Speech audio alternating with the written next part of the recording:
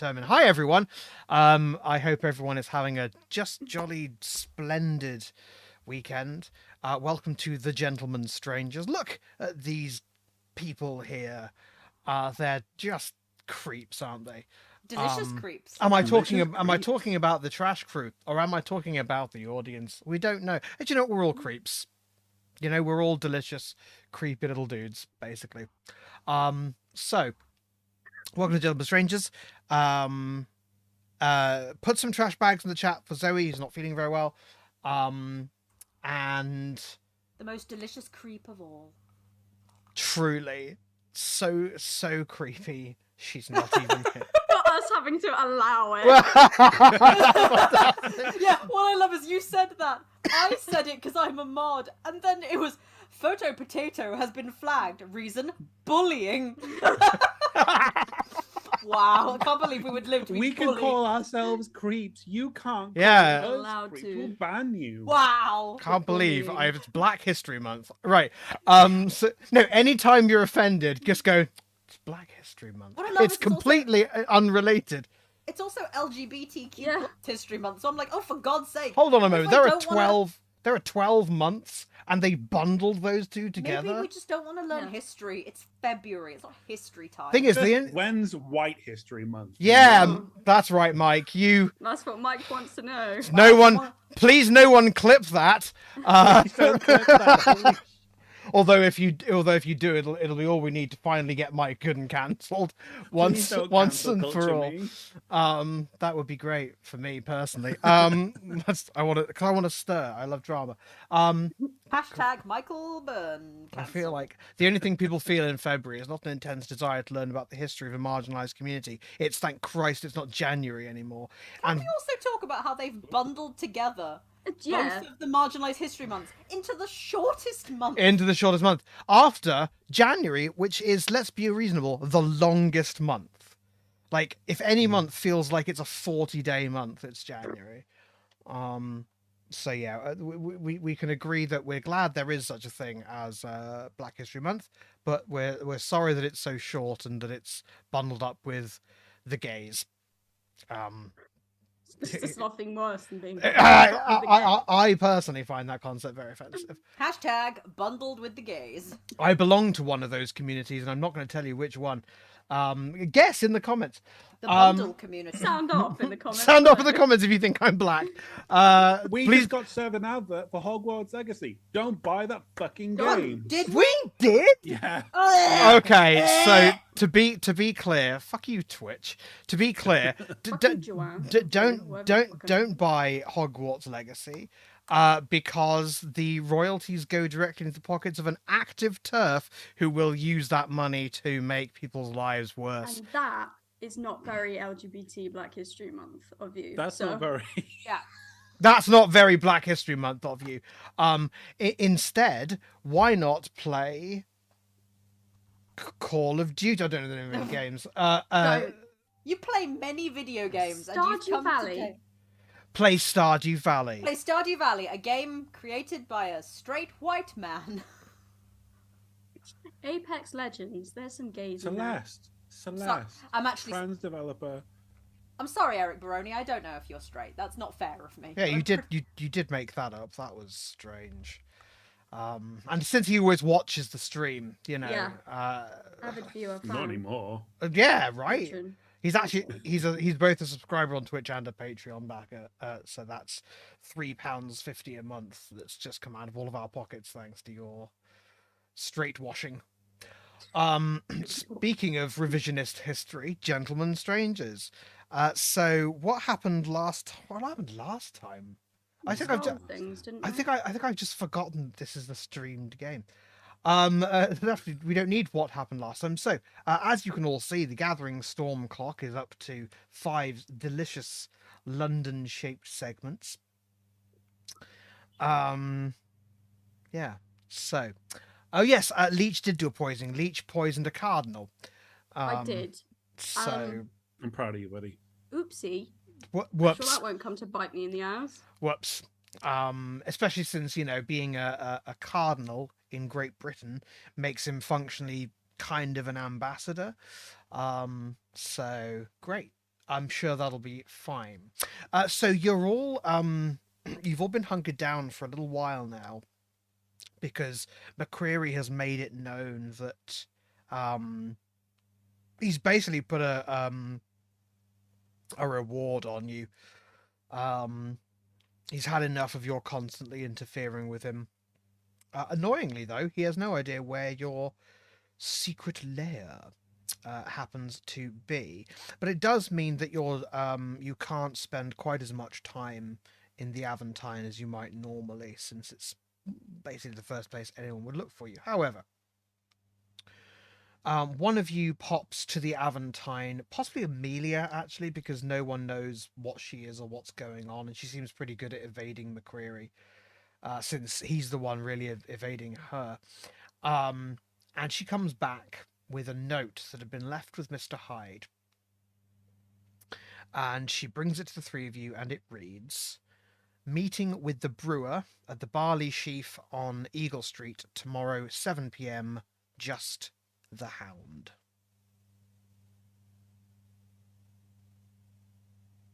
Wow. That certainly doesn't seem suspicious. Don't know what they're going to do with just my dog.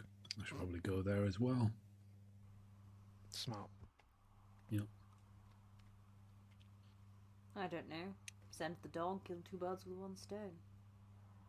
Anything I should know? Any changes in our dynamics and relationships with the brewer before I go?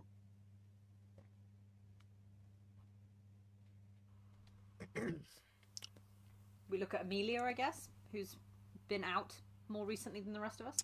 Well, I don't think Amelia knows anything. The last time you dealt with him was when you were rescuing the pharmacist, Dr. Pellew. Yeah, but she might have heard something, was more my point. We're just like... Yeah, aside from a spectacular break-in at the British Museum, we're, broadly speaking, just ticking along. Righto. Yeah, I think Amelia's been keeping a good eye out on things happening at King Street, because obviously you took King Street from the McCreary outfit ultimately, so it's probably the first place that they'll use to extort or punish you. Okay, so Mr. Hound, do you accept the invitation? I do indeed. So, the next night comes around and you head to Eagle Street to a fairly small pub called the Barley Sheaf. And within you see Mr. McAlliskey, who beckons you over, dismisses two of the men who'd been drinking with him. Please sit down, Mr. Hound. What's your poison? How does the evening find you? Oh, I'll take a bitter. 2, please. So, thank you for coming. Thank you for having me. Now, I won't beat about the bush. I'm sure we're both expected somewhere by someone. And you're going to want to listen up, because McCreary is moving on King Street. Or, to be more precise, he's asking me to move on King Street.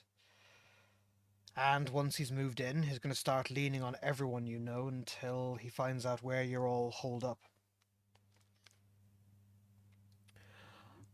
I'm not sure exactly what he's got planned for you, but he's a huge fan of arson, so...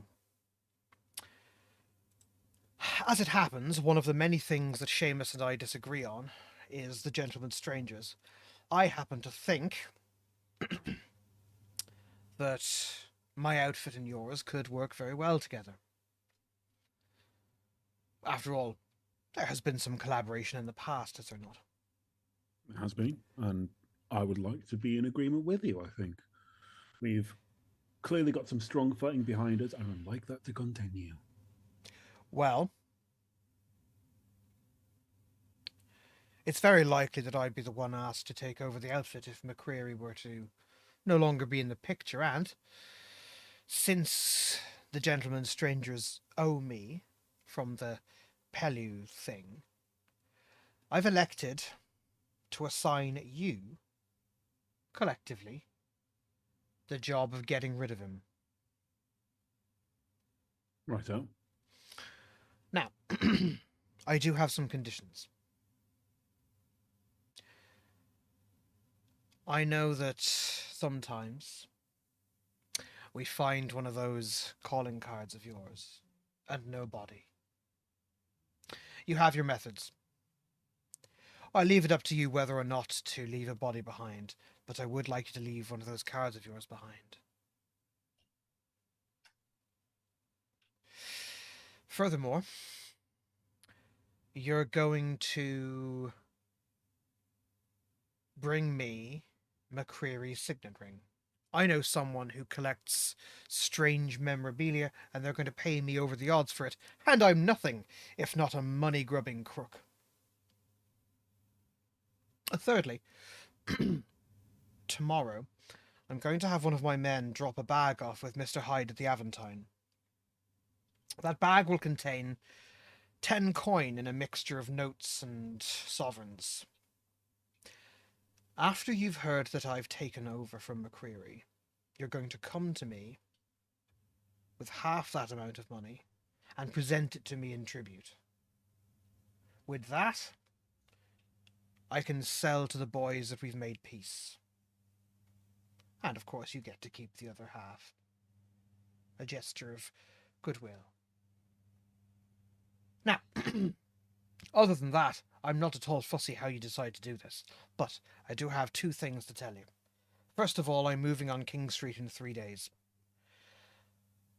After King Street has been moved on, it will only be a matter of time before McCreary finds you. Of course, I won't be moving anywhere if he's dead. Secondly, this might be a little close for your comfort, but tomorrow night McCreary's got a meeting. I don't know who with, but it's someone up the chain because he's very nervous about it. He's asked me, of course, to provide security for him on his journey into London. I will be giving him a carriage with some of my best shots, but they are going to get lost somewhere between Bow Street and Waterloo Bridge. During the quarter hour, or a bit less, between those two places, McCreary will only be defended by whoever he's got with him. Use that opportunity or don't, but I'll say this, he's fairly hunkered down the rest of the time. So that's the best I can give you. What do you say? Well, this falls into step with a lot of my ambitions. My ambitions primarily being that there comes an end to McCreary's time on God's green earth. So I can certainly say that I am interested in this. I, of course, will need the backing of my fellows, but I don't imagine that will be a problem in this regard. Well, the less we're communicating before it happens, the better. So here's what we're going to do. I'm going to send that bag of cash to Mr. Hyde tomorrow, as promised. I'll know if you've taken care of the plan as and when you take care of it. And if you decide not to take care of it, I guess you can just owe me my 10 coin back. Fair enough. You're a man of honour, Mr. Hound, or a man of something like it. Like me, perhaps you're also a money-grubbing crook. But that suits me just fine. Good. Then I think tentatively, barring any unforeseen circumstances out of my control, we are of an accord. Now extend my hand to shake his. All right, well, I'll see you soon, and hopefully not on King Street in 3 nights' time. All being well, that'll be the case. Good evening to you. And good evening to you. Finish my drink, head out.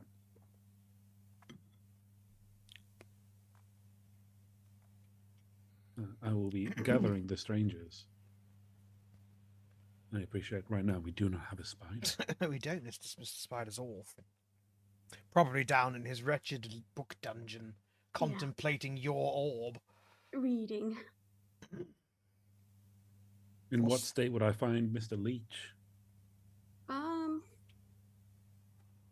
They're probably in the lab doing something of some sort. Well, you have your Karnak formula, so you're probably poring over that. Yes, I imagine so. Be a little knock on the door, stick my head in. Yep. All right? Yeah, are you just doing this? You alright? How was the meeting? Meeting went well. Yeah, got a bit of a job. Looks like it's going to pay well. Mighty dangerous, but... Well, we are dangerous, aren't we? We like that. That we are. Not like we're in a war or anything, or... No. So... A war of the streets, maybe, but... What is it? Well, that's fine, Spider, but one thing I want you to be primed of, can you set some of your mind aside to thinking on the task of how best to easily and quickly kill a man? I thought that was your territory, Hound. There you are. Come on in. Along came a spider. Just got back from McAllister's. Time to kill McCreary.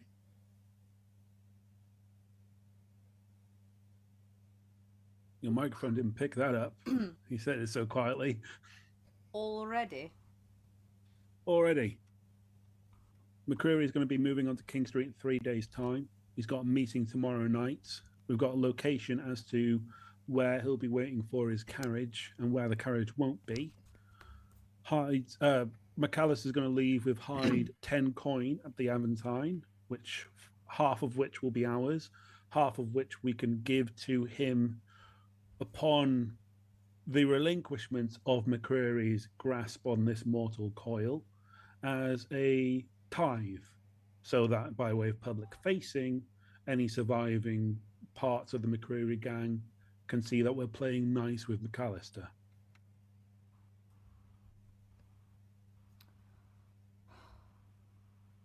It seems that McAlliskey's got this all sorted out. That's so. One way or another, McCreary is going to be moving onto King Street in 3 days' time. That could well turn violent to us. It's in our vested interest to move tomorrow night if possible. All we've been asked for is, other than the show of tributes, McCreary's signet wearing and to leave a card behind so it's clear that we did the deed. Very neat. He certainly got it all planned out, hasn't he? Better than I could have.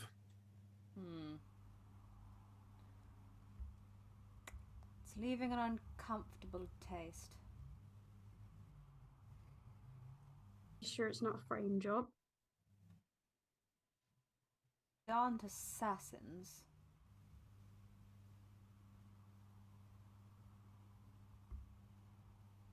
Then again, we're not assassins, are we?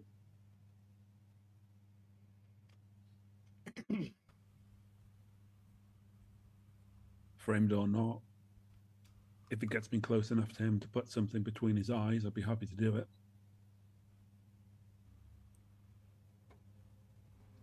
Yes, but if it is in order to frame you, that's not a good thing, Hound.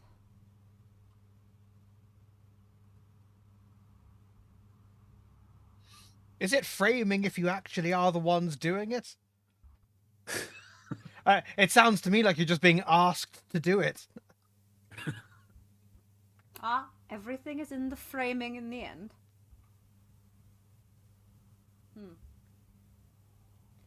If it is a choice between that and him potentially endangering the civilians of King Street, that is another matter. However,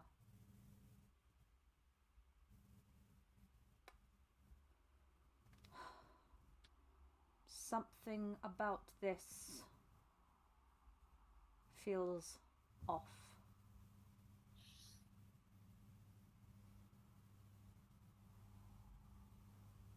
To that end, given that we've only got until tomorrow night before the best opportunity presents itself to us, I would suggest a degree of asking around and trying to figure out if there is something afoot. I can scope out the location where we're supposed to be, see if there's any signs of anyone else setting up there for a long-term stint. Yes, I think we should look into this as best we can. I'm with that. It's a shame that we couldn't get hold of Lurk. Nevertheless, we shall have to do our best. Well, Amelia is here on this particular occasion, so you can make use of her if you need to. Well, if Miss Amelia, if you are able to, at the very least, put your ear to the ground at the Aventine, perhaps settle in with the afternoon with a book and a glass of wine or something, and see if the word on the street corroborates McAlliskey's story. Oh, I'm happy to do absolutely anything that brings Seamus McCreary to his end. Quite. I don't think I'd be of much use to you in the moment. I'm not particularly versed with the arts of violence, but I must confess, I do feel slightly jealous that it will not be my finger on the trigger. Well, you could come along. You've got some fight in you. Well, I might be able to manage any crowds that show up, perhaps. That's a spirit. Well, let us first find some things out before we make that our goal. So you want me to go to the Aventine, get my ear back to the ground? Yes. See what the word on the street is. Well, I'll do my best. McCreary's lot don't often hang out there, but he does mix in those kinds of circles, so I suppose I'd better get going. Good luck.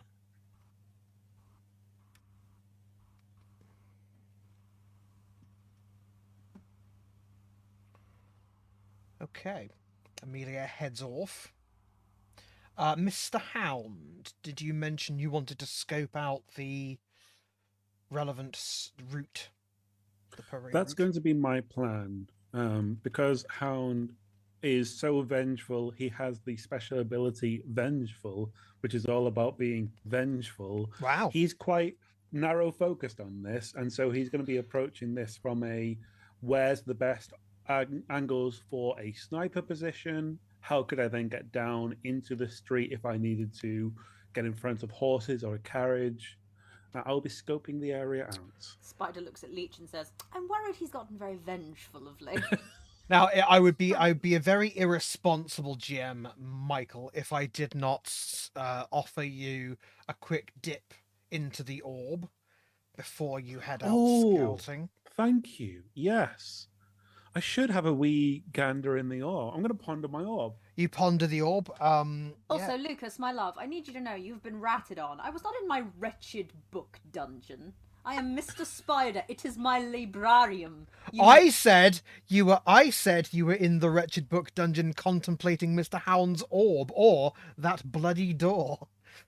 Yeah, well, the door is my door, and the dungeon is my dungeon, and it's a library, and it is superb. So it's a library that happens to be in a dungeon, and I know exactly who's ratted on me, and I'm just going to go... Yeah. You leave them out of this. I know exactly who's ratted.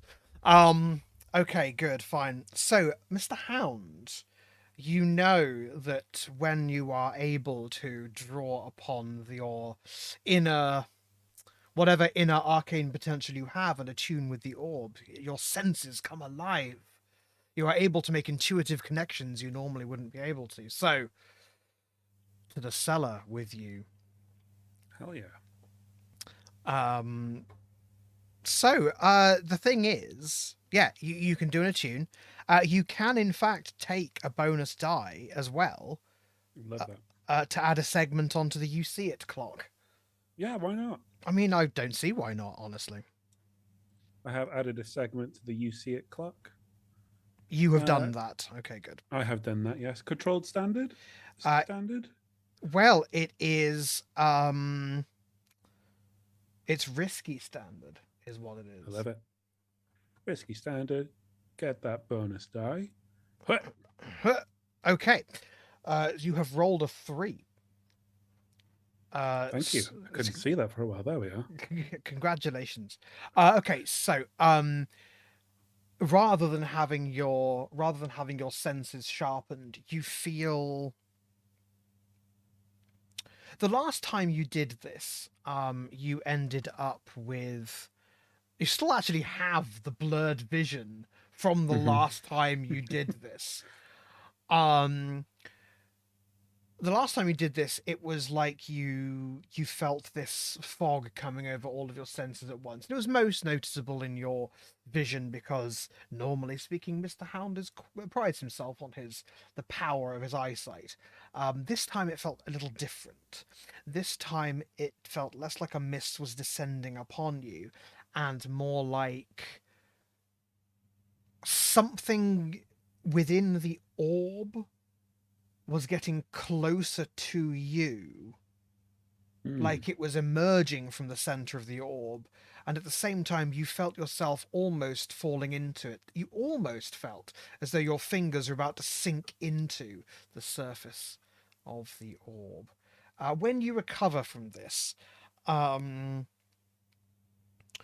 your senses are scrambled. And I am going to give you level 1 harm.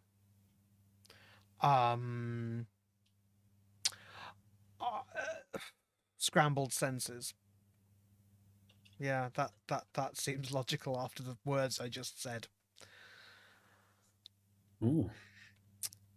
So with your scrambled senses and your blurred vision, it's time to go scouting.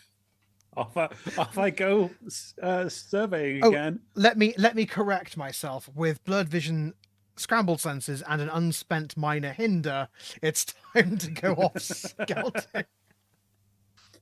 Would I do such a thing? I think the fans want this character gone. they do seem to want him. Like, yeah. I mean, yeah, the fans definitely made you contemplate your wretched orb. I mean,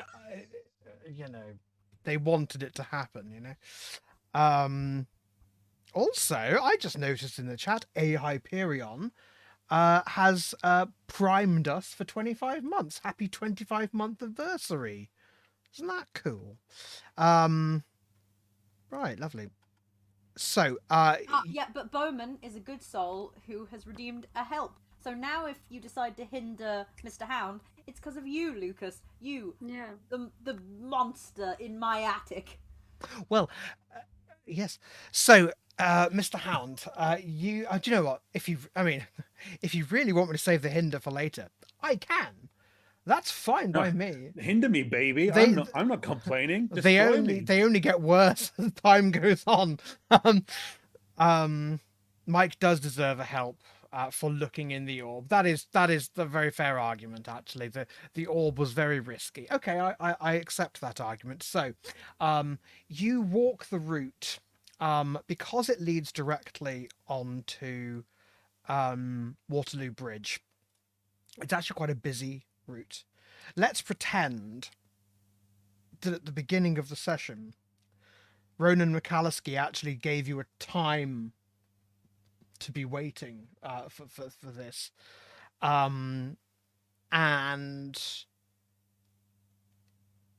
this route doesn't really die down until quite late into the day. So at the time that this is going on, there's good news and there's bad news. I'm just giving you the stuff that's obvious so that it can't get hindered out of existence. I'm not hindering you. You know it's going to be quite busy. The good news is that the carriage isn't going to be moving very quickly. This quarter of an hour that McAlliskey quoted might actually be more like half an hour. It's it's where Bow Street runs into Wellington Street onto Waterloo Bridge. So it's a fairly straight route. It's a wide straight route. The bad news is there is basically no way to avoid witnesses unless you come up with something. Foot traffic and road traffic are both going to be fairly considerable. Now you can roll with a minor help for some extra houndy insights. Let's go. What's my position? Now, your position is controlled. Yeah, your position is controlled. Now, the wording of your special ability, Scout, says when you gather info to locate a target, but I'm inclined to give it here anyway. This is definitely scouting. So your effect would actually be reduced by your senses being so scrambled. But it can be brought. I think Scout brings it back up to normal. I can give you the minor help will be your choice of a bonus die or greater effect. Ooh, let's go for the greater effects. Okay. So I guess that's probably a survey, but whatever you probably is, isn't it? Great effect. No bonus die. Or should have taken an extra die. With all of that, my friends in the audience, Mr. Hound has rolled a 3. That's gratitude for you, isn't it? Okay, so, but it's a failure with great effect. So I will give you a minor insight. Given the layout of the place, there are quite a lot of rooftops that offer vantage points, though it's very difficult for you to concentrate long enough to sort of work out the best. You want somewhere you can be for the longest possible section, and you just can't work that out. There are also quite a lot of alleyways. You are... Yeah, I don't think I can give you any more than that. Yep. Right, well, I mean, he'll probably spend a lot of time there. This isn't me trying to gain extra insight, more adding flavor. He will be assessing rooftops. It's almost like, I think this plays into the results. The idea that there might be someone else setting up here, and any idea of look for evidence that this is a trap, it's secondary to the idea of what's my best killing angle. And so he's very laser focused on the thing he wants to do. He doesn't really care about the thing that... You essentially have two main parts of the route that are particularly likely to help you, and the reason this falls under obvious information I can give you is because the route's effectively cut in half by the fact that the Strand runs halfway through it. Huge, gigantic street running between Charing Cross and Fleet Street, and so it's a multi-lane road. If your friends run into trouble doing an ambush there, you will have very little opportunity to help them. So essentially what you have is Bow Street up to the Strand, and then there's this tiny little bit of Wellington Street between the Strand and the bridge, which is very clustered, very public, but could potentially work. That's what I offer you. Mr. Leech, you were set the task of thinking of a way to do such a thing as to kill a man.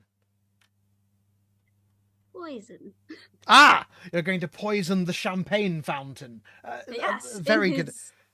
Yeah, in his thing there is a champagne fountain, of course. Yeah, his carriage has a champagne fountain. Yeah. Yeah. And I'm gonna I have such thing as a blowgun and darts. Okay. Yes, you do. You do. That would be fairly helpful if you were having to, I don't know, tranquilize a few people that have weapons. Yes. I don't want to interrupt your flow. I just very quickly, how does the blowgun interface with the Plague Doctor mask? They would probably have to take it off. No, just put it to the beak. I don't know if that's going to work.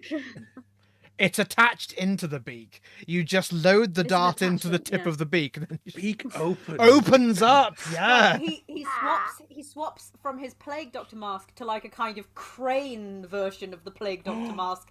And Very then creepy. there's a little pipe in it, so he just lifts the beak and it just goes. Doof.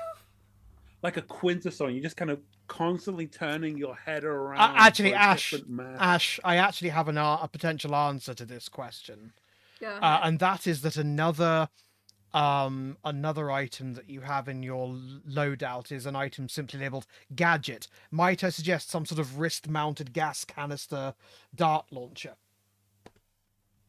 That's cool too. Or something like that. I mean, essentially, you've been given the word gadget, which frightens me, but you can basically come up with anything slightly or perhaps even not quite plausible. Like Yeah. a wrist-mounted gas canister dart launcher. I'm not quite sure that's a That thing. would be cool. We're really leaning into the assassin side of things. If but... the Fry twins could have it, we can have If it. the Fry twins could have it in 1868, you can definitely have it 20 years later. Yeah, that's Definitely. true. So Very well. I should like a handsome twink. I'm Sold. fresh out. I'm fresh out, but If Evie Fry can have it, I can have it. you can't be referring to her brother. That doesn't. No. No, I'm talking about Henry. Oh, Henry. Yeah, absolutely. Yeah, Mr. Leech. So Leech will probably be trying to create. Don't know if. Yeah, but it's probably best to just lethal poison everyone. Really, tranquilizer would be. Look, I'm thinking. If people see, well, we're gonna have the card there anyway. But anyway, what I'm thinking is poison. If he somehow runs away, I can just blow dart this thing out and, take him out from afar. I don't have to be super close. Also, Leech is pretty hurt at the moment, so he doesn't want to be doing any sort of hand-to-hand combat. In reality, this party is really not in a shape to be doing this. You are still recovering from a profound bullet wound, and the truth is that your lack of recovery in real life, you've got the shadow of death hanging over you. But the problem is that until McCreary's sorted, we kind of can't recover because it's like, you've got to do your one task today. My task is just crawling onwards. But the good news is that if you succeed in defeating McCreary, the war will be over, so you can do as much healing as you like. Yay! That's if we survive it. Anyway, right. So, the other thing, I don't know why, but Leech just loves smoke. It seems to be their thing. So more of whatever I had, or whatever Leech had to throw on the water and create smoke or whatever, they would be making more of that because, figure a smoke screen is fairly good to do anything in. I mean, a smoke screen is a great thing to put in between you and the people looking at you. It's not necessarily a great thing to be inside yourself. No, that's what I'm. But to block off of witnesses and or cause confusion. It would probably create an air gap between McCreary's carriage and the traffic behind him. Who would want to drive into that? Also, like that. Maybe the carriage would be drawn by horses, right? Yep. Just thinking anything to start with a horse is. Horses already start off in life 50% startled. 50% scared, so It's it just wouldn't their take default much. state. Or equally, tranquilize a horse, which... I mean, a tranquilized horse is potentially more useful to you, since a startled horse could do anything. A tranquilized horse would only do one thing. That's true. Right. Fun fact. Mr. Leech invents ketamine.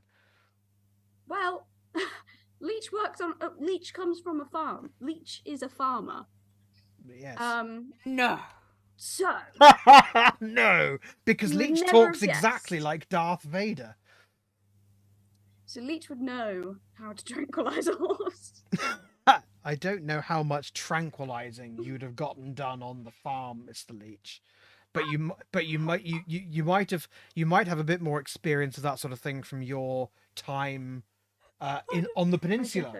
Mm-hmm. I don't know. Also, I think growing up, Leech shouldn't know a lot about tranquilizing horses, but was a curious child with a love of chemicals. I was like, I wonder how much it would take to tranquilize a horse. Oh, Bessie's down. Oh, well. This one horse that my family could afford for the farm. You know, where's Bessie? She's sleeping. And then they're like, no, Leech, you've done it again. Well, she'll be re. Then, Well, you know, cows are kind of like horses, so we try those as well. I mean, certainly they're on the same scale. I would imagine anything that could put a cow to sleep could probably do the same for a horse. Well, unfortunately, you don't have ketamine, which is a distinctly 20th century invention. But I'm sure you could come up with something, a very strong laudanum tincture or something to at least get the horse in a drowsy state. There will be something. So, smoke, horse drowsiness, and anything that would make a horse drowsy would probably make a man very not living, or at least very not well. I'm fairly confident that the amount you would require to make a horse drowsy in the bloodstream of a human being would probably make that human not be a problem for you.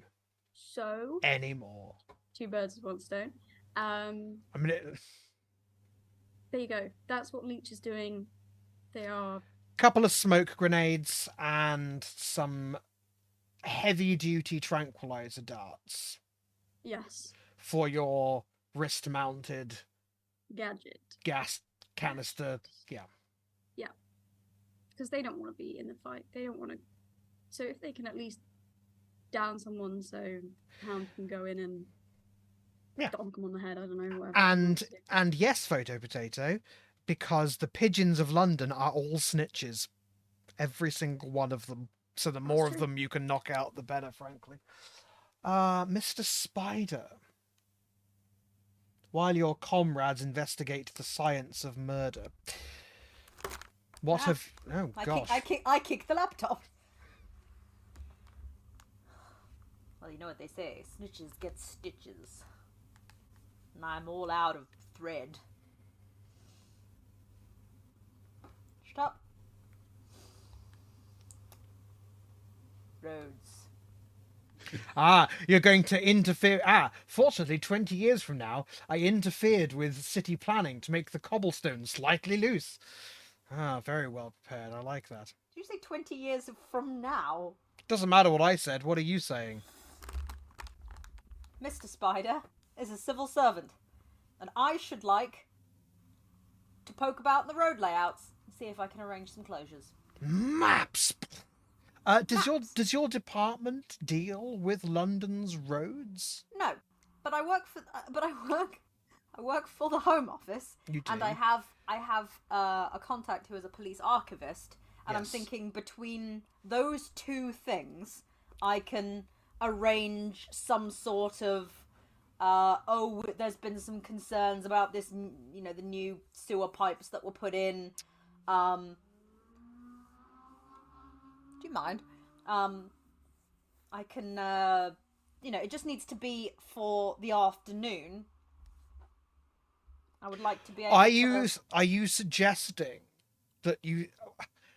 Are you suggesting, and correct me if I'm misinterpreting you here, that you simultaneously pull two strings? One set of strings to close the road for an afternoon, and another set of strings to open it for Mr. McCreary, who is a VIP. Something like that, yes. Multiple strings. I am a spider. Oh no, I've got no problem with the idea Basically, behind it. To futz her out with the roads, such that people could get waved through, but most people will avoid it because it's a ball ache, thereby just reducing the number of peoples that are about. Okay, so so you're going to go and speak with Alexander McCreary. Oh, That's confusing. well, not all Irish, you know. You haven't marked which of these people is a particular friend or particular enemy, so I guess I assume he's fairly neutral towards you. Yeah, I think he's neutral, and I think it's just one of those. So this sounds to me like you're going to want to consort. Would that be correct? Yes, sorry, I didn't realise I had to do friend and enemy, so I'm just having a look at the list now. It doesn't matter right now, but yeah. Yeah, I think definitely consort is the thing. I think I'm gonna wanna, you know. Okay, so let's do the scene, and then you can roll. I think taking out for lunch is probably the traditional thing, or at least a quick drink. Mr. Breaker, cheers. Very good of you. No, and to you, and to you too, Alex, and to you too. It's been a long time since we had a catch up, and I just, you know, the way London's being at the moment, it's impossible to take time to just talk about the state of things. Yes, well, busy. How has that been? You know, a colleague of mine actually got held up by ruffians on his way home on the side of St James's Park. Absolutely ridiculous, the state of things. Really? They are not funding you as they should. Well, ain't that the truth? It is unreasonable. It's completely unreasonable how they people complain about the state of things at the moment, but they don't want to pay to see it better. You'll get no argument from me. When did you last get a raise? Unacceptable. Who said I ever did? Oh, you're telling me. I swear, every day the bosses. What is this communist, Mr. What? Spider? Okay. Mr. Spider suddenly just gonna start breaking into knees up, Mother Bran. He softens his accent when he talks to the lower classes. Wow. He's consorting, you bastard. No, but you see the higher ups get paid more and more, and then they keep heaping the work down on us. Unacceptable, ridiculous. I've come to Yakurer off and complain. I'm so sorry. More wine. If you're prepared to take a point of stress, something interesting might happen. I will exchange a point of stress for a point of interesting. Sitting down on the table between you and Mr. McCreary is Mr. Christopher Wick, who leans over to you and says, "You know his wife's not been well. Ask him about that."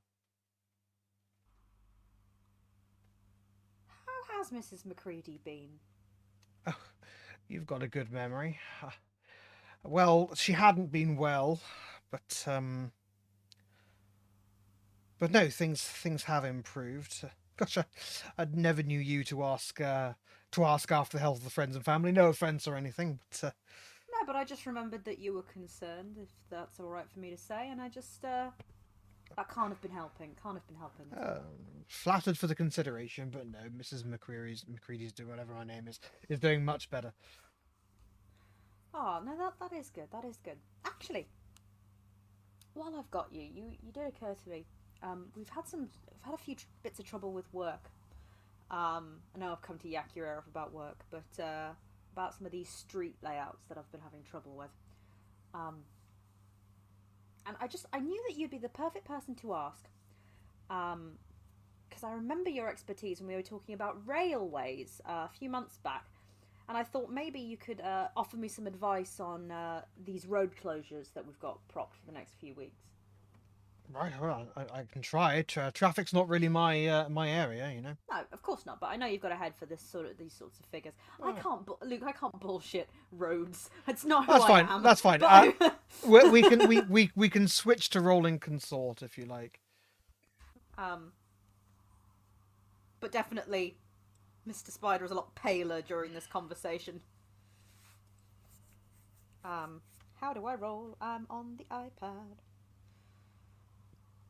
So yes, I'd like to roll consort.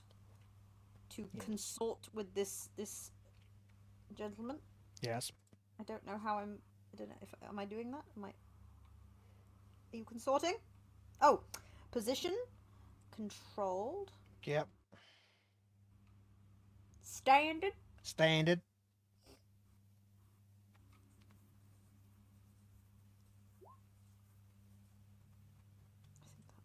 Hasn't come up for me yet. I heard it peep on my end, but I can't look at it because I've got a fucking pop-up box. It says to me. It says you're not even logged into Roll20, so I can't see what you're doing. I'll just roll for you while that happens. I'm not quite sure. There you are.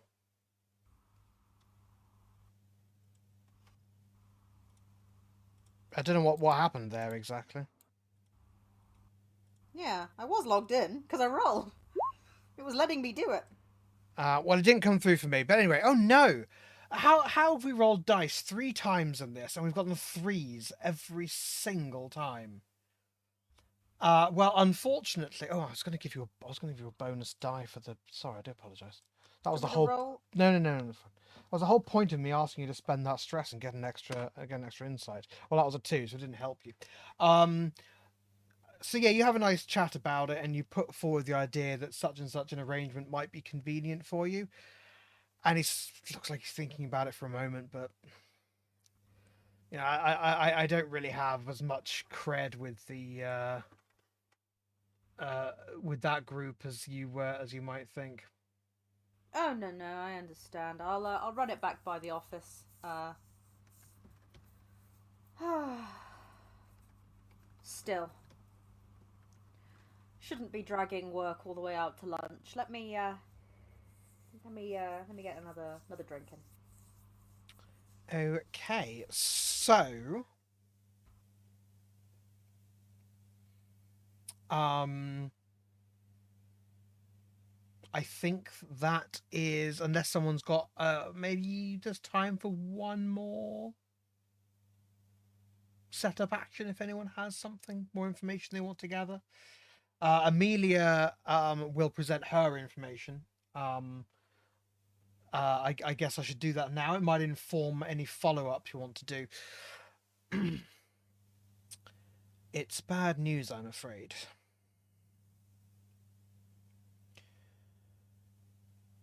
It seems like last week or thereabouts, McCreary engaged the services of a very particular kind of bodyguard. Specifically a magician.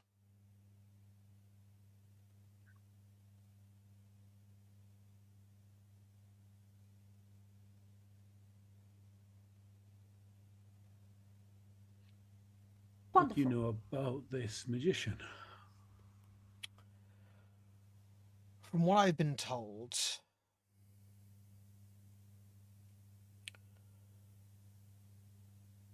he's something of a... He's a bit of a bruiser in the magical underground.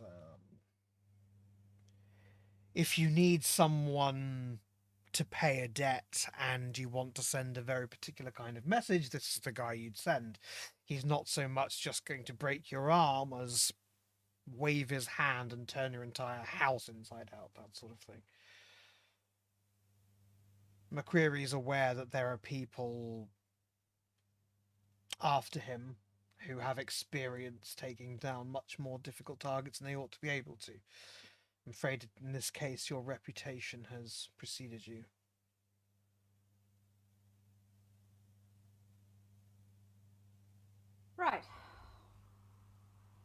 Well, that's another thing we need to figure out how to stop. The trick, I suspect, is, as it always is with magicians, don't let them see you coming and try not to get up close. But I could be wrong.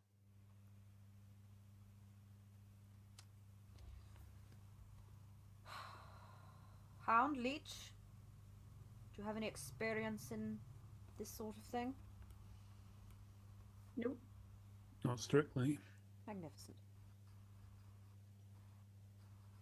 I shall,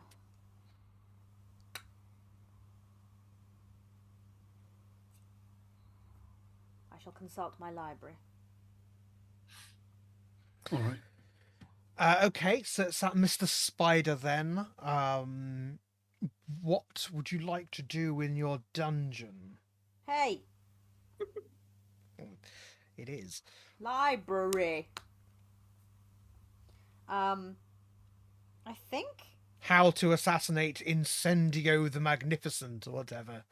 Whoever it Yeah, is. if The that- great Gambini. If I have that book, yeah. If I don't, then no. That's how libraries work. Well, certainly, you must have some sort of book on protection against magic. Yeah. He's already looked into this subject before, so it's definitely one of those things that's more like, oh god, what can we do? What can we do? So yeah, he's gonna throw himself into, I guess, studying his library. Okay. Yeah, so roll me a rolly roll and try to roll not a 3. Oh, preferably also not a 2 or a 1.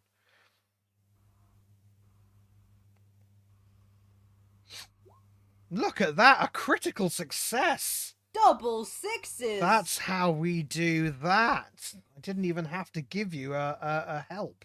This was my problem. I tried to do a slide thing and talk to a person, and that's terrible. I tried talking to the lower classes and I just don't have the knack. He turns to Christopher Wick and goes, "See? I had a book the whole time." My goodness. Okay.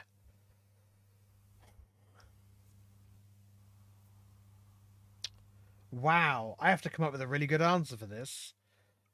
None of you are magicians. Okay.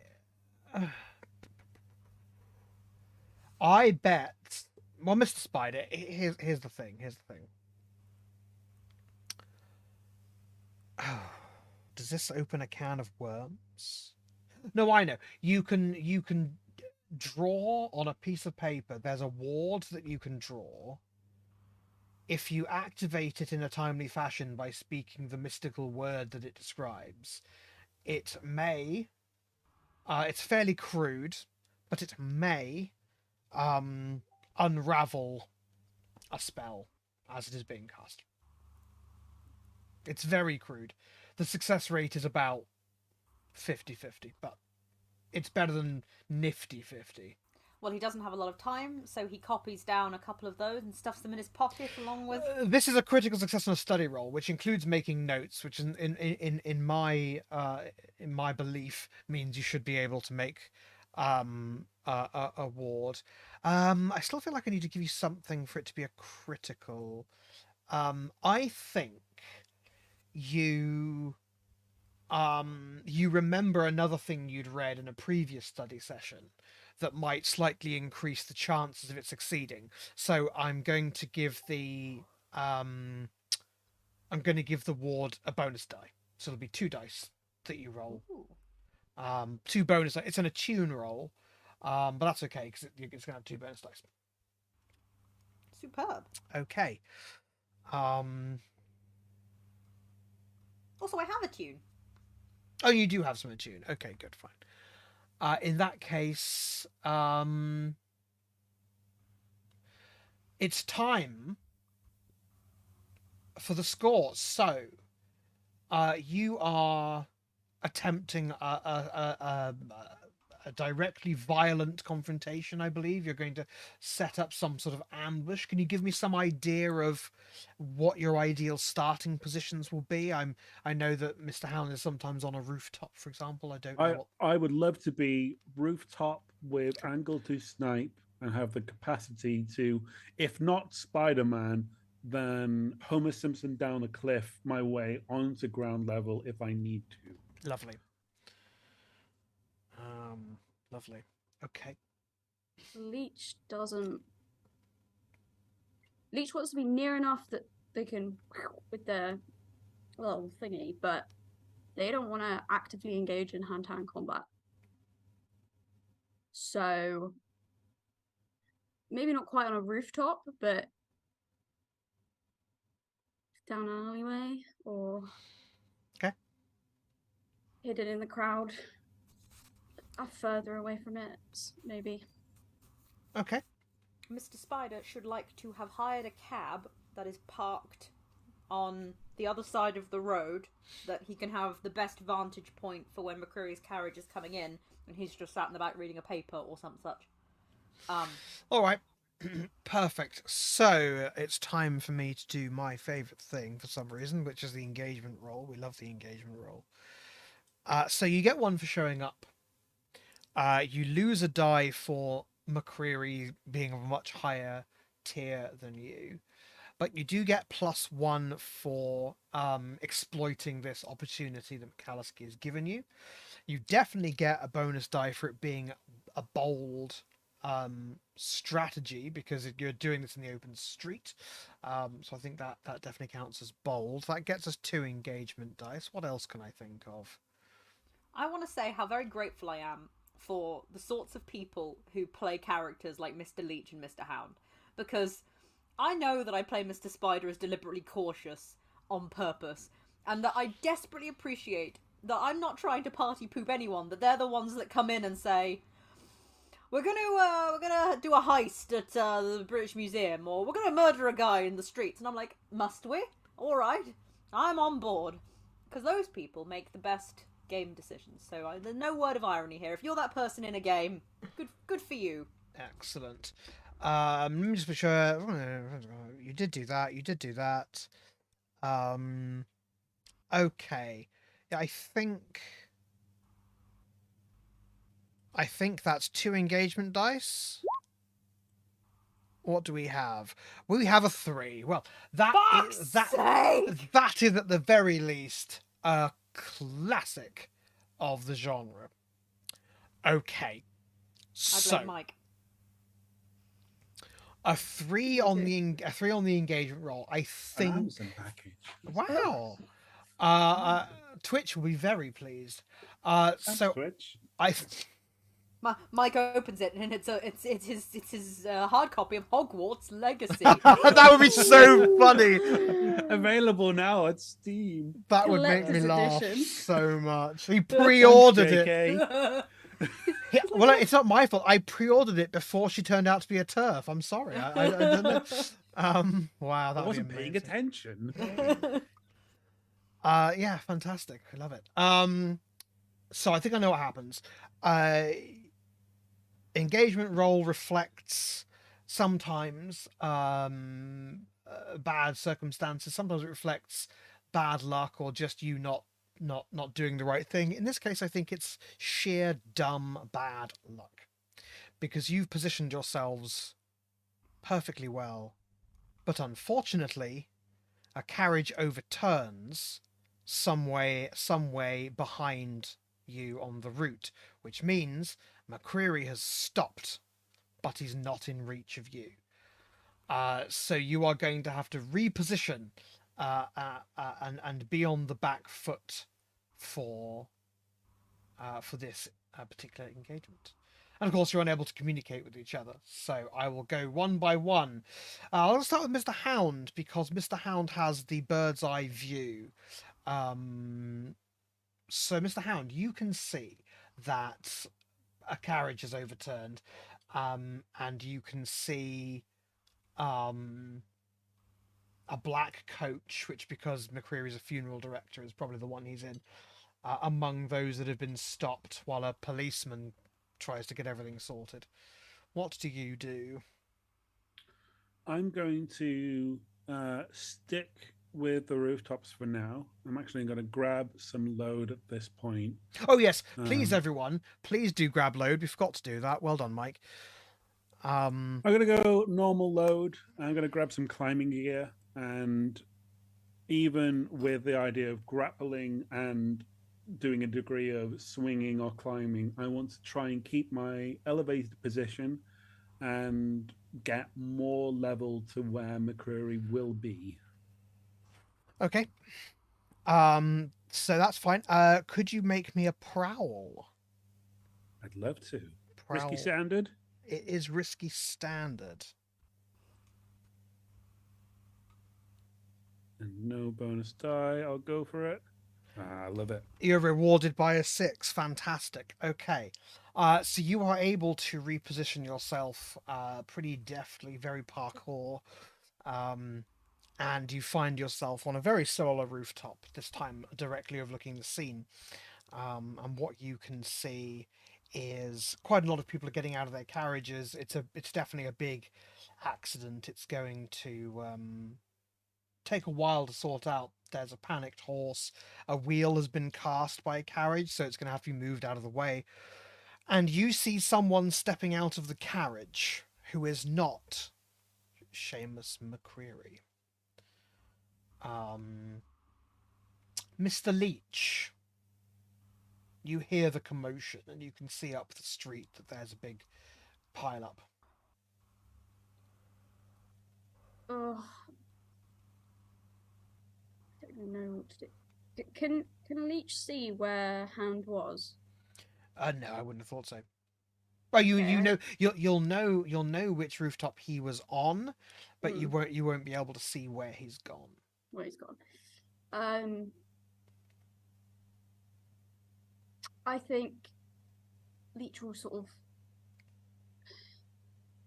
probably wander down that way, trying to look as least suspicious as possible. I mean, lots of people are wandering up there because, of course, everyone's curious about the accident. I feel like Leech always has stuff on hand. This might be a good point for them to... Well, they'll wander down, and I think they might say, I'm a doctor, can I help people? Because that gets them in and around what's going on. That's true. That's a good way. I'm a doctor, can I help any of yous? Your horrifying plague mask. Yeah. Yeah, I mean, you can definitely see that. You could definitely see that the driver of the coach that was overturned is sort of sitting on the pavement, looking very sore, and with shaky hands, is trying to light a cigarette. Okay, well, yeah, they will go over and see if they need any medical assistance, but they're doing this to be close and have an eye on the area and see what's going on, really. Well, you also spot what Mr. Hound spotted, which is there's someone, by the time you get there, there's someone standing outside of McCreary's carriage, sort of scoping the scene. They're dressed fairly nondescriptly, but you can see that they're muttering something under their breath, and they're doing sort of strange gestures with their fingers. They look very furtive, and if you didn't know that McCreary is being protected by a magician, you might not think anything of it, but it's certainly quite distinctive. Mr. Spider. I think I will just instruct the cab to get a little closer, in that kind of slightly bolshy way of like, whoa, what's going on? We're gonna get through. Just so that Spider can continue to keep an eye on where McCreary's at. Okay. And he will scope around for the others. Probably catch sight of Leech. Leech is fairly distinctive, yeah. And like he'll have told Hound which cab he was in, but like whether or not that he's been lost in the crush is one thing. He trusts Hound to get on with it. But his goal is to clock where McCreary's at, or at least clock the hearse, or at least clock The wizard. It's actually a hearse. But it is indeed The coffin comes out and he sits out of it and he's like, ah, it's me. I am McCreary, the great vampire of Camden. There's already a vampire around. We don't need another one. Thank you very much. Yeah, you see exactly as I've described to the others. You can all see that the guy, the magician bodyguard, is getting increasingly antsy about sitting still. You can see him dialoguing with presumably McCreary inside the carriage, and he's doing the sort of gestures of yes, I know, I'm managing it. He seems to be looking to see if there's a way to turn around and go by a different route.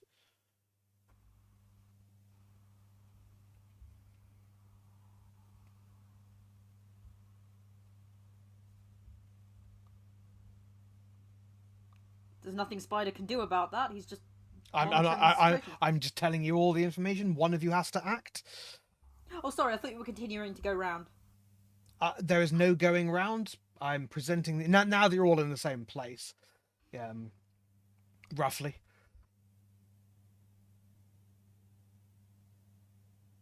I'm genuinely unsure what to do now.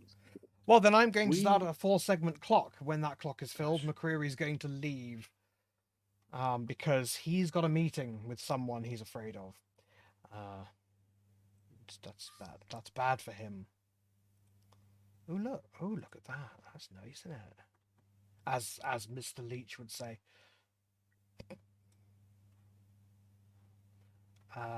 There's a 4-segment clock. I guess I'd better put a segment in it actually, hadn't I? Otherwise, what's the point? Mr. Hound. What you were about to speak. I might flashback actually. Yes. How many stress for a flashback? It depends on how elaborate the flashback is. This is going to be pretty elaborate. Okay. So, my first port of call, flashback to not the Aventine, our base. What's it called? The Millennium Club. Millennium Club. Leech and Hound. Hound again stood in the doorway of the laboratory, and he goes, "What burns and causes a lot of smoke?" Leech goes, "Smoke." Smoke. That's my go-to. Would you like I love smoke. I'm a pervert for smoke. grey smoke, black smoke? I can do blue. Black, thick, scary. Black, thick smoke. All right. Yep. I just get a bit of this and then mix it with this powder, and then when that is brought together with some physical action, like throwing it on the floor or flapping it between something, that creates a really big thick smoke, and that'll go on for quite a while. Good to know. Good to know. I could do with a batch of that. Coming right up. Okay. You can start that can just cost you 1 stress, I think. I'm not even done. Oh right. Well. I'm not even. I'll take that form. 1 stress. We're gonna cut a further, like between then and now. Okay. Oh, a flash forward within a flashback. That's Flash forward narratively within a fantastic. flashback. Yeah, everyone All loves right, that. Christopher Nolan. Yeah, perfect. Let's tenet this motherfucker. Everyone's mumbling. I'd like to see my spy friend, Mr. Cunningham. Okay. So, I'm okay. going to take with me a coin Michael, from. tell me that your spy's name isn't Mr. Cunningham. It's No, he's Mr. Mr. Cunningham. Cunningham. That's what it says. Mr. His Cunningham. name's Mr. Cunningham. He's a Cunningham. All right, my old ham. No, basically, with that, I'm going to be setting up. I will need you in the alley behind name of street. I want to basically hire you for a spot of arson. Sabotage. Interesting. Well, anything for Queen and Country, Anwar. You know that. Cream, country, and coin. I'm going to push over one of the coin from the stash, which is being given to us by McAlliskey. Okay. I will take a second's dress for that. I appreciate that's a double Yeah, pronged that's fine. Make sure you take one load for the smoke bomb. I will. I'm just going to put that down as documents, and I'm going to rename documents smoke bomb. There we go. That worked. I can manage a character sheet. So yes, this action is going to be seeing the commotion on this side of the street, hopping over to the roof, whistling. I might even use Burke as an interface between Nice. gather the spy, move him down the road, and the idea is I want to start a big, noticeable fire and block off another exit for McCreary, keep him penned into this location. That's fantastic. I love that. I feel like I don't need a roll for that because you've set it up.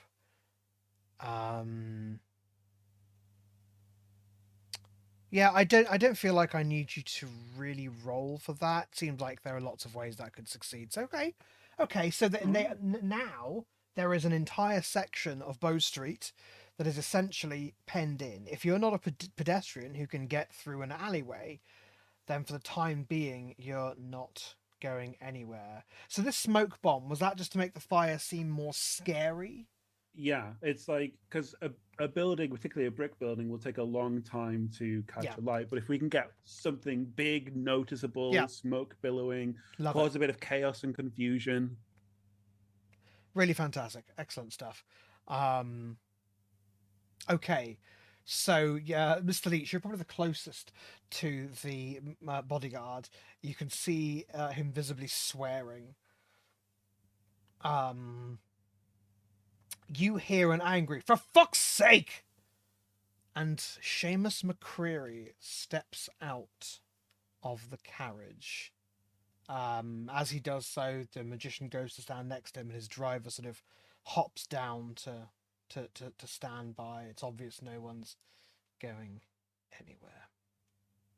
How close is he? To you? To me. A quick dash, a few paces, not far at all. Are you asking me if he's in range of your gas-launched? That is what I'm asking, and I'm asking if I have a clear shot. Absolutely. Because so Leech would know that the where the fire is happening and where the smoke is happening. I'm pretty sure they would know that the smoke is. Oh, you recognise your own handiwork? Yes, absolutely. Yeah. I'm like, that was some good smoke I saw. Leech does that thing where he goes, "God, that's good smoke." Oh, it's sort of mine. And then Leech goes, "Hound, you son of a bitch." Hands on hips. Freeze frame, credits roll. That's it, yeah. That's perfect. No need to worry about what happens to McCreary. That's the resolution here. How much smoke was used? Okay, Mr. Leech, you do have a clear shot. Clear shot of McCreary. Your choice of target. There are 3. 4 if you include the policeman. Always include the policeman. Oh, I must. I don't care about the policeman. Oh. So,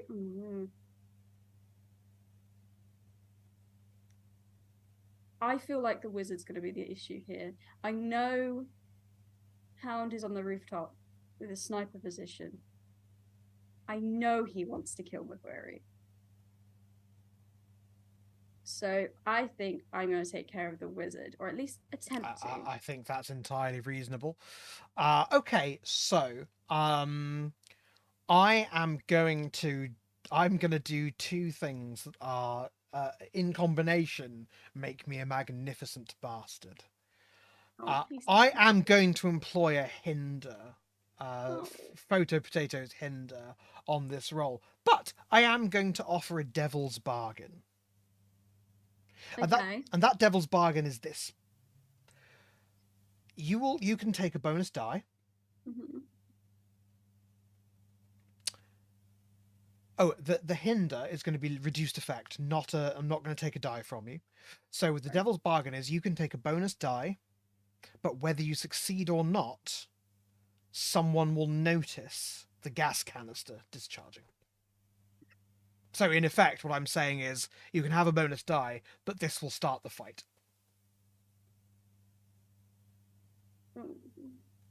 That's What fine.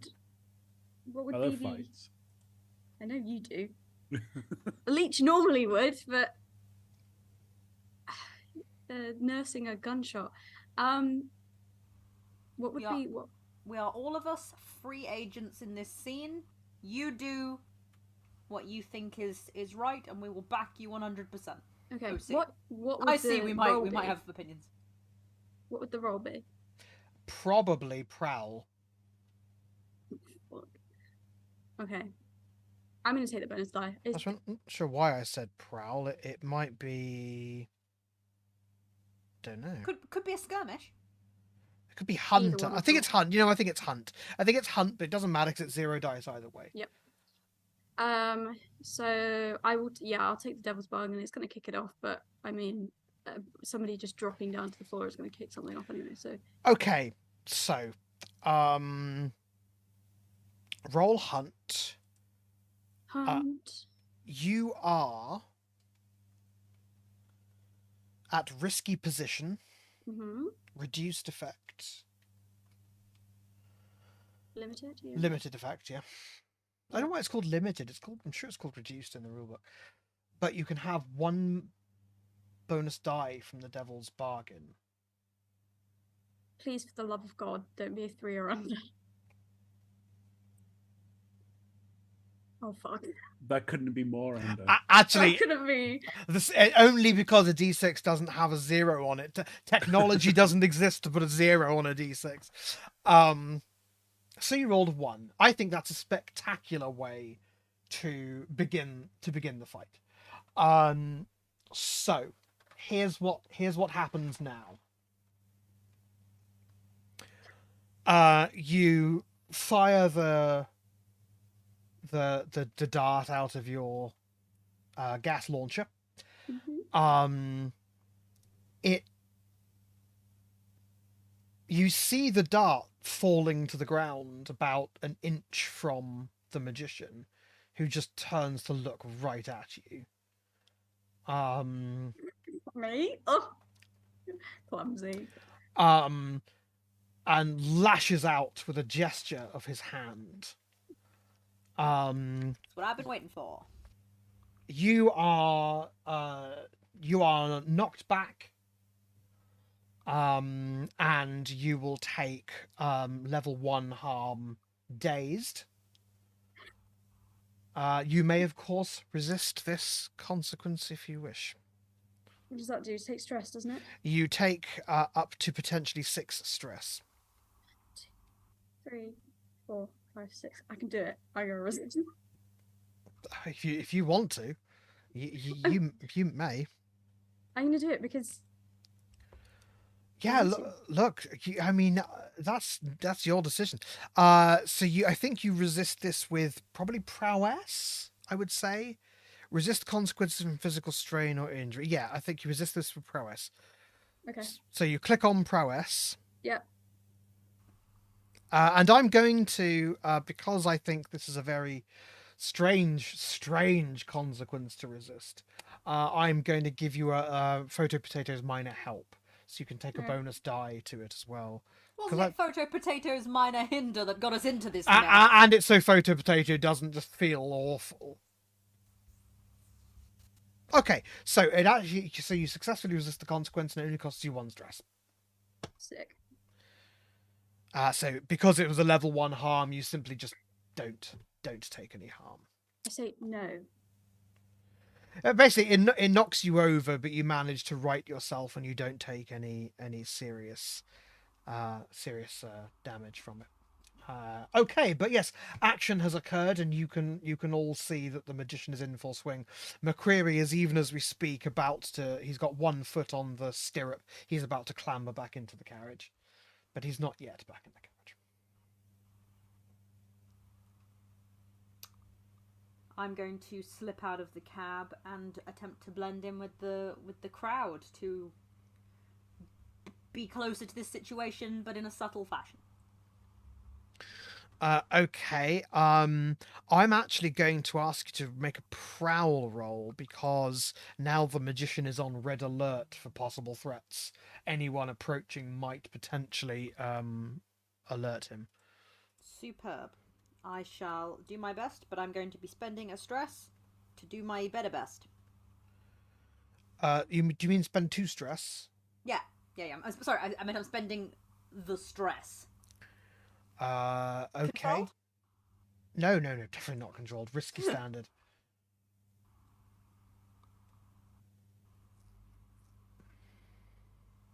Okay, nice, a 5. Okay. Okay, so you managed to get yourself closer. I think that the consequence of this is that the magician hasn't noticed you, but I think the driver is giving you slight side eye. They're not alerted to your presence, but you're probably going to have a harder time doing anything particularly subtle now that you're closer. Mr. Hound. All right. I mean, I'm probably going to open fire. Are you just going straight for McCreary? Yeah. Subtle as always, Hound. I'm just gonna pull out my fine long rifle and have a crack at McCreary. Didn't see why not. What would that be? Is that That's hunt. What do I do? That's So- hunt. Yeah, so that that's- makes sense. So that's hunt. Because it is a fine long rifle, you get.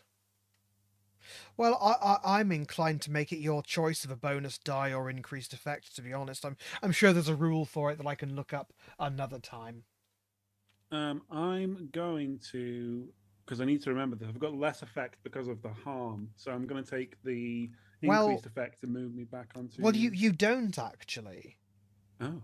because you have the tough as nails ability. Yeah, that's right. My you- penalties from harm are 1 less level severe. Your Okay. your level 1 harm isn't actually all that bad. There are 2 of them, but even so, That's great. Yeah. What's my position? You are in a controlled position because you have not been seen. Given that I'm about to blow that, I'm going to take the bonus die. I'm going to take that standard effect. You are at limited effect. Limited effect. I'm going to take that bonus die in the hopes that I crit. Yes. No, but we've got ourselves a lovely 6. Fantastic. Do you know what? On the bonus die as well. Do you know what? Roll another die. A Hyperion gave us a minor help, so roll another die. Let's see if we can get that crit. Oh, we did! Oh! Look at that! Yes! That's fantastic. That's amazing. Okay, so we love to see it. So that's a critical. So you were on limited effect, but because the critical, the effect actually steps up by 1. Yeah. So there is a strange flash of light emanating from McCreary when the shot strikes him. He staggers back.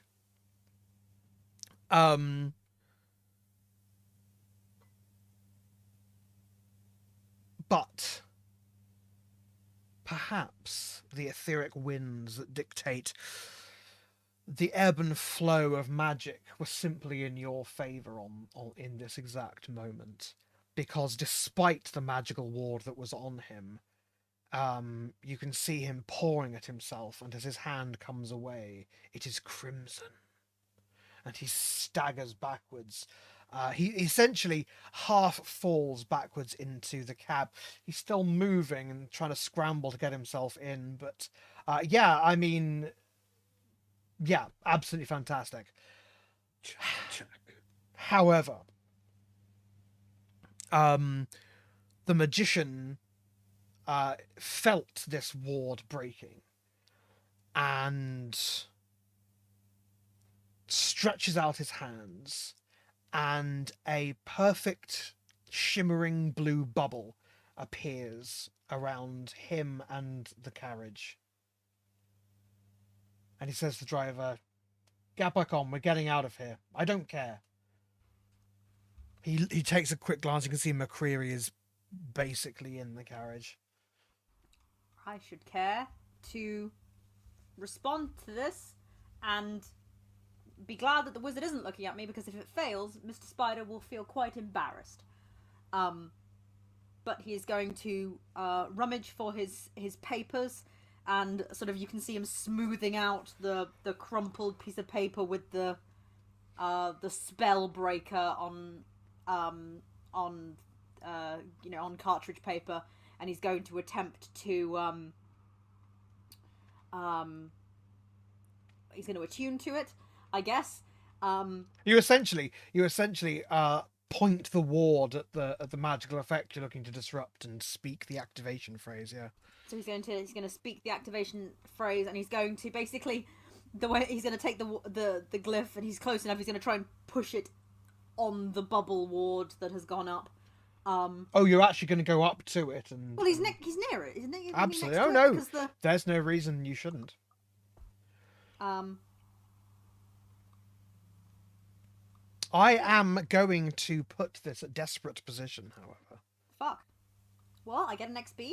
You automatically gain an XP. That is true. Forgive me if I'm saying that I want to touch the bubble, and you ask the GM's question of, "Oh, you want to touch the bubble, eh?" Does that lead me to believe that touching the bubble is not a smart thing to do? You can in the spirit of collaborative storytelling, I'm asking that. Well, in the spirit of collaborative storytelling, I tell you that McCreary has 1 hit point remaining. No, it's because the bubble is not gigantic. You are simply going to be seen.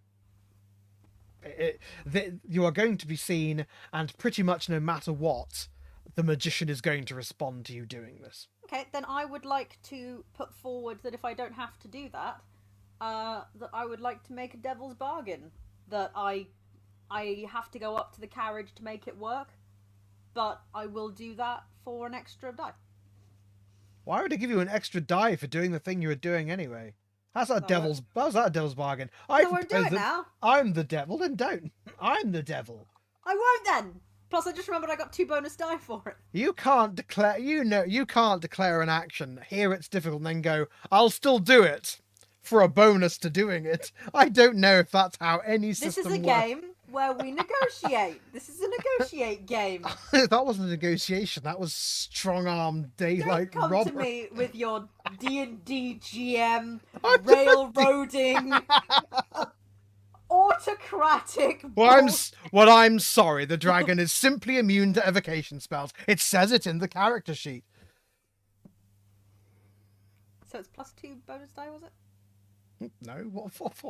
Because the Oh yeah, for the quality of success I got. For the quality of the ward. Yeah, absolutely.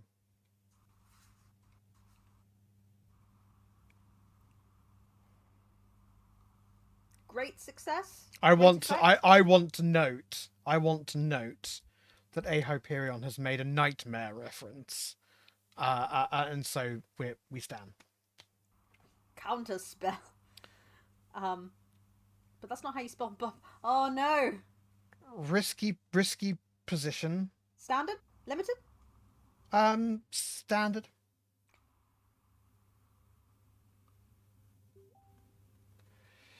Okay. That's a 4. That's not the worst thing in the whole world. Oh, so you did go up and touch the bubble. Okay, good. So, that is a success. So you have taken down the shield. In so doing, you have revealed yourself to the magician.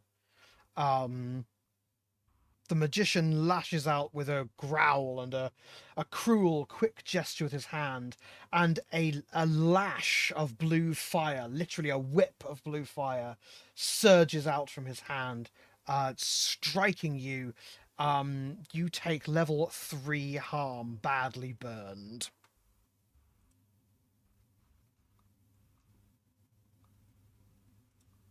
You may of course Sucks. attempt to resist this, since it will incapacitate you. Yeah. I guess I'm gonna try and resist this. You have to remind me how I do that. You resist it probably with prowess. Yep. So how do I do that? You click on I don't get damaged. I don't do this often. You click on resistance. Of course, works for any consequence, not just damage. You click on the word prowess on your character sheet. Okay. Bonus dice. I'm a little birthday boy. You're not. What are you talking about? It's his birthday. It's Spider's Oh, it's birthday. Mr. Spider's birthday today. Wow. That's what he says. It's like, as he It's my falls over birthday. with his clothes on fire. But it's my birthday. No, that would break our housemate's heart. No, but there is a Magnus Archives episode called "A Guest for Mr. Spider," and I can't escape how much that tickles me every time. As it happens, the wizard is like 20, so still cares about his birthday, and is like, about my "Oh, birthday. birthdays! I'm so sorry. Oh, I wouldn't have done What that." a lovely young wizard. All I'm saying is, if I get hit by a whip of blue fire on my birthday, I'm gonna kick off. Oh, really? Because that's what I had planned. Oh You no. make plans for my birthday?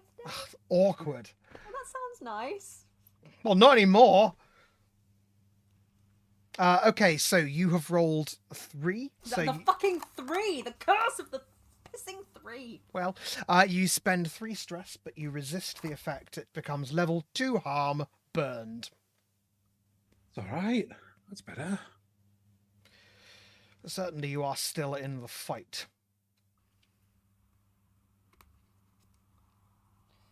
Nevertheless, he's having a bad time. The magician, while everyone's reeling from this sudden display of vivid magic, the magician hops onto the side rail of the carriage and taps on the top. Let's go. And the driver, tries to get the horse going and seeing if we can. And you look, and the magician turns, and you can see him doing various arcane gestures. It looks like he's about to start blasting obstacles out of the way. Oh dear, I think it's time for the horse to go down, isn't it? I think I'm about to ketamine a horse. I think I'm about to kill a horse. Let me tell you about my horse, Bessie. Right. When I were a young'un, I drugged a horse. Okay. All right. Boom. Horse is going down. Aiming for the horse. You're aiming for the horse. Okay. Are you in desperate position? Oh, I didn't No, get my XP. you're not in desperate position because the magician isn't concentrating on you and you are still at a distance. So risky position. Yep. You are Okay. you are gut shot, so I should take a die from you as well. Damn You are- it, what am I doing? Is finesse? You are rolling hunt. Hunt. Okay, yeah, Hunt. cool. Sorry, I don't know why that was. I so dramatic Hunt! and said that. Risky, did you say? Yeah. I did. Risky. Submit. Effect. Standard, I guess. I mean, Standard. I don't know. You're the, Standard. No risky you're standard. the dude. Look, all I'm saying is, if ever we run a Blades in the Dark style speakeasy, a whiskey standard has to be the drink of choice. Yes. I don't like whiskey, but it makes me laugh. I'm not sure how effective whiskey is as a horse tranquilizer, to be completely honest. Look, get enough of it. Enough of anything. What am I doing? Bonus die. Am I taking one off? Well, you can't really take one Oh. off, can you? So, I don't know. no. I don't know how it works. Right. So I'm submitting that. Boom. Unfortunately, you've rolled a 1. Fuck's sake, Ashley! Literally, The horse is Kill me off. stronger. the horse said no. The horse was hungover. This is hair of the dog. I'm afraid the consequence is that Mr. Lurk is accidentally hit by the triangle. I showed up, guys. Oh no, hair of the dog. No, Leech. The canister, the capsule explodes, and you take an entire lungful of bespoke horse tranquilizer. I'm going to deal you level 2 harm. Tranquilized. Nah, bro, I'm resisting this too. It's not There's, happening. there is that. You can resist that Nah, with you can resist this with resolve, I think. It's kind of focusing up and not letting it take you over, so I'm going to say I resolve. refuse. It's not happening. I physically refuse. That's all right. I'm That's all right. Well, look, Oh, you. oh, bugger, going down. Oh, bugger! Fuck. Not this again. Not rehab again. Well, guess what? You don't spend any stress. I refuse to be poisoned by my own poison. Well, you are okay? still poisoned. I refuse to be severely poisoned. Just to be clear, you are level 1 poisoned, drowsy, which I just put on for you. Look at that go. Oh, sorry. But you don't spend any stress to do so. I think that the magician doesn't respond to that. I think your consequence is that the canister explodes. The magician moves his hands in front of him and parts them like this, and carts and carriages and objects and horses in front of the cart get blasted out of the path. The horse is still building up speed, so they're still not racing away. But this is crunch time, the time of crunching.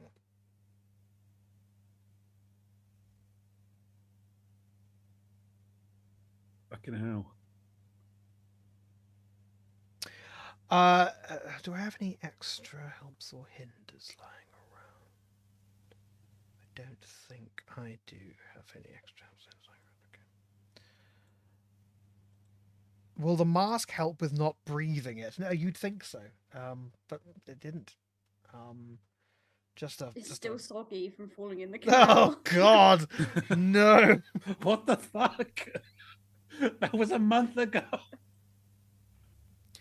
Did you keep it wet? If someone can volunteer to spend 1 stress, I can potentially slow down their escape. I'm willing to do that. Because to kind of hop onto one of my special abilities on sharpshooter, I can unleash a barrage of rapid fire to suppress the enemy. And while a magician may not be too interested in the odd bullet, if I just drop the rifle, grab my pistols, and just start blasting my way, Well, I don't have a 6-shooter, but I can make it Anyway, undesirable for the I horse just at least. started blasting. That's it. If I'm aiming for the horse and trying to get like chips of flagstone up in the horse's grill, I'll play the stress for that. oh, you don't have to spend stress to do that. That's just an action you're doing. Oh, Nito Bobito. I had 2 stress. I had another idea altogether that I now may not have to do. Awesome. Okay, so what you're actually trying to do here? What is this? What? I think this is hunt, because you're trying to do lots of rapid shots, but you're trying not to hit your friends. So I guess I can call that hunt. Yeah. Oh, then again, you can push yourself. Oh, so you actually get all the normal effects of pushing yourself. So you do also get a bonus die to this. I will push myself. I'll take that 2 stress. So risky standard. Yes. 1 bonus die from pushing myself. What? Ugh. A 3. This episode is brought to you by the number 3. Can you count to 3? Because it's all we seem to be able to do. It's because there's only 3 of us. Zoe! If Zoe were here, we'd be rolling 4s. Jobo! Wait, I don't count? Okay. Because you're trying to F us over, you butt. I'm really not. Okay, Okay, so I think I know what's what here. I think the shot's a little wide, and doesn't alarm the horse, but it does attract the attention of the magician. I think the magician is going to send a cute little fireball your way. Just an open, naked display of magic, accruing paradox across the board. So you're struck with a bolt of bluish green flame. I have something to say, and I'm doing it on behalf of A Hyperion and good old Shenrune, who's not here. Rules help control the fun. I remember previously we had a conversation about how we hadn't been rolling to deal with the stress of overly supernatural activities. And it seems that this is a lot more supernatural than Oh gosh, you are absolutely correct. It's going to affect Mr. Leech, I think.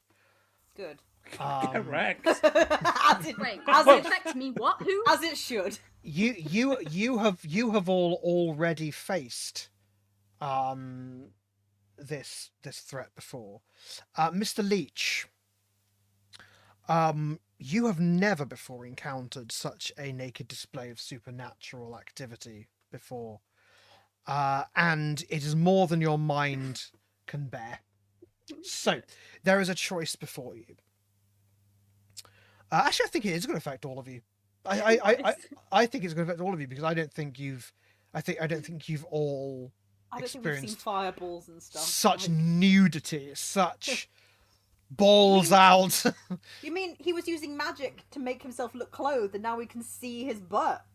He was only wearing illusory clothing. It was consuming all of his spell slots. So you all have a choice.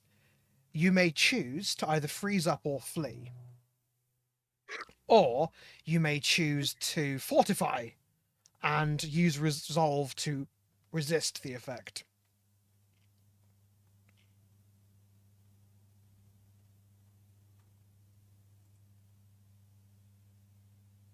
Ash is just on fire laughing. I'm not sorry for what I've done, but there was a period of time when I thought I'd gone, you know what, we should all be punished for this, and you've gone, you're right, Ashley should be punished for this. What is it? Is it clear that Ashley's not my favourite? At this point, I feel like Leech would just accept defeat and be like, Pass out. You know what, guys? We gave it a try. Time to go. God. They would honestly be more help, just not there right now.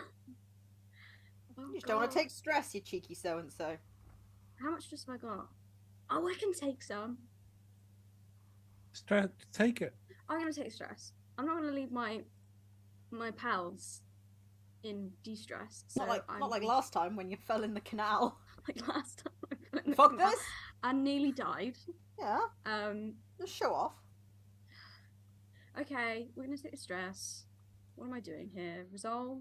You roll resolve. Frickety frick. Frickety frick frack. Yo, I'm just the best at being Like, I love how Ash is a gigantic coward, and is like, I think that actually Mr. Leech is going to run. Mr. Leech is like, no, fuck that. It's just magic. Who cares?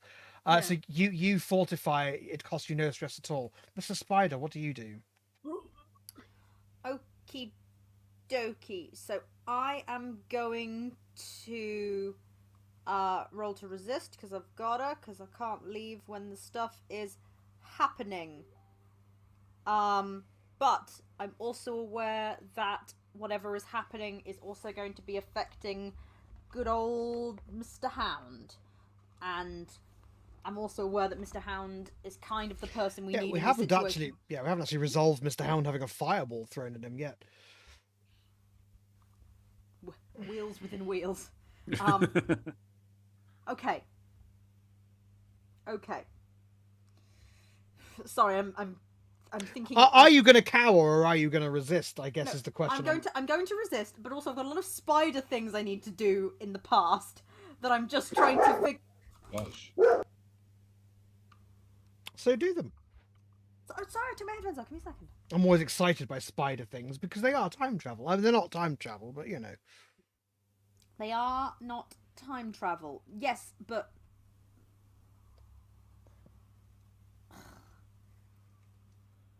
If I fail at resisting the stress and I have to flee, given you can't the fail. Oh, can I not?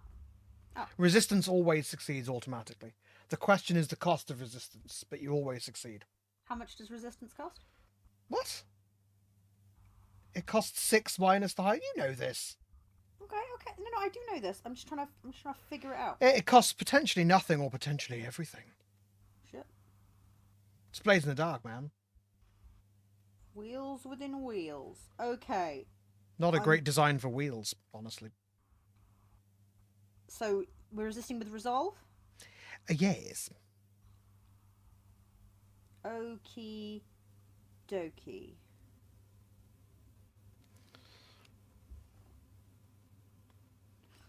So, you also resist for free. Okay, Mr. Hound. Mr. Hound. Howdy. The actual order of events is that first you get hit by a fireball. So a fireball strikes you and deals you level 2 harm burned. Are you wearing armor? Armor won't help him with this. You can resist it by getting out of the way of it with prowess. I'd love to resist it by getting out of the way of it with prowess. Excellent. Let's go. Okay, you take 3 stress. Ooh. Ooh. Yep. Oh no. It's okay. I've got 1 left. And now here's the problem. Oh no. Oh god. Yep. Don't do that. Yep. Don't do that. Don't do that. You can't resist it, can you? Okay, no, what's happening? What's happening? Because I'm here again. I'm back. Mr. Spider is here. So undo those 3 stress, because it turns out Mr. Hound can't resist this because his level 1 harm boxes are full up. So he can't take another level 1 harm. Okay. So unless... Okay, I'll take the level 2 stress. Okay. So I'm just going to give you burned there. Okay. Now you have the choice of whether to freeze, flee, or resist the intense stress of, once again, I'm going to say it, naked arcane power. I want to resist. I'm going to help Mr. Hound not have to get trauma by potentially resisting the supernatural horrors and getting his stress box filled up, and then he has to leave, and then we're alone, and Mr. Leech and Mr. Spider shouldn't be in a gunfight. That's very bad. So, I would like to expend my special boy armor. Okay. Which means we go back in time. Yes. 1870. Which is Mr. Spider sat on the floor, surrounded by his books, as he's researching the protective glyphs he's going to have to do for all of this. We see the shot of him scribbling out a couple of different versions of it just to have, and bundling it up. It's the same shot we saw before, except this time we're seeing it from Mr. Hound's perspective, who's in the doorway, probably just doing the thing he does where he just double checks that everyone's got the stuff they need for the score. And in the background, Mr. Leech is walking past with arms full of bottles, and we're just like, that's fine. We accept that whatever he's got is completely normal. And Mr. Spider is going to look up and go, we're going to be facing a wizard. The chances of us facing some terrible magic are surprisingly high. I remember reading somewhere about wizarding fights, how they used to fight one another, and how it's important that you have the correct mindset going in. I've never managed it. How do you do it when you're looking down the barrel of a gun? How do you stay calm? How do you manage that? You breathe. Just a slow breath. And you make everything in that moment about the breath.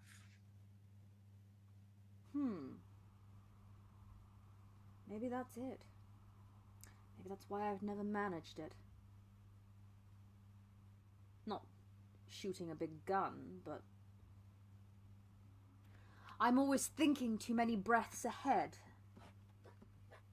I do envy your ability to stay in the moment, Hound. It'll probably do you right, this fight.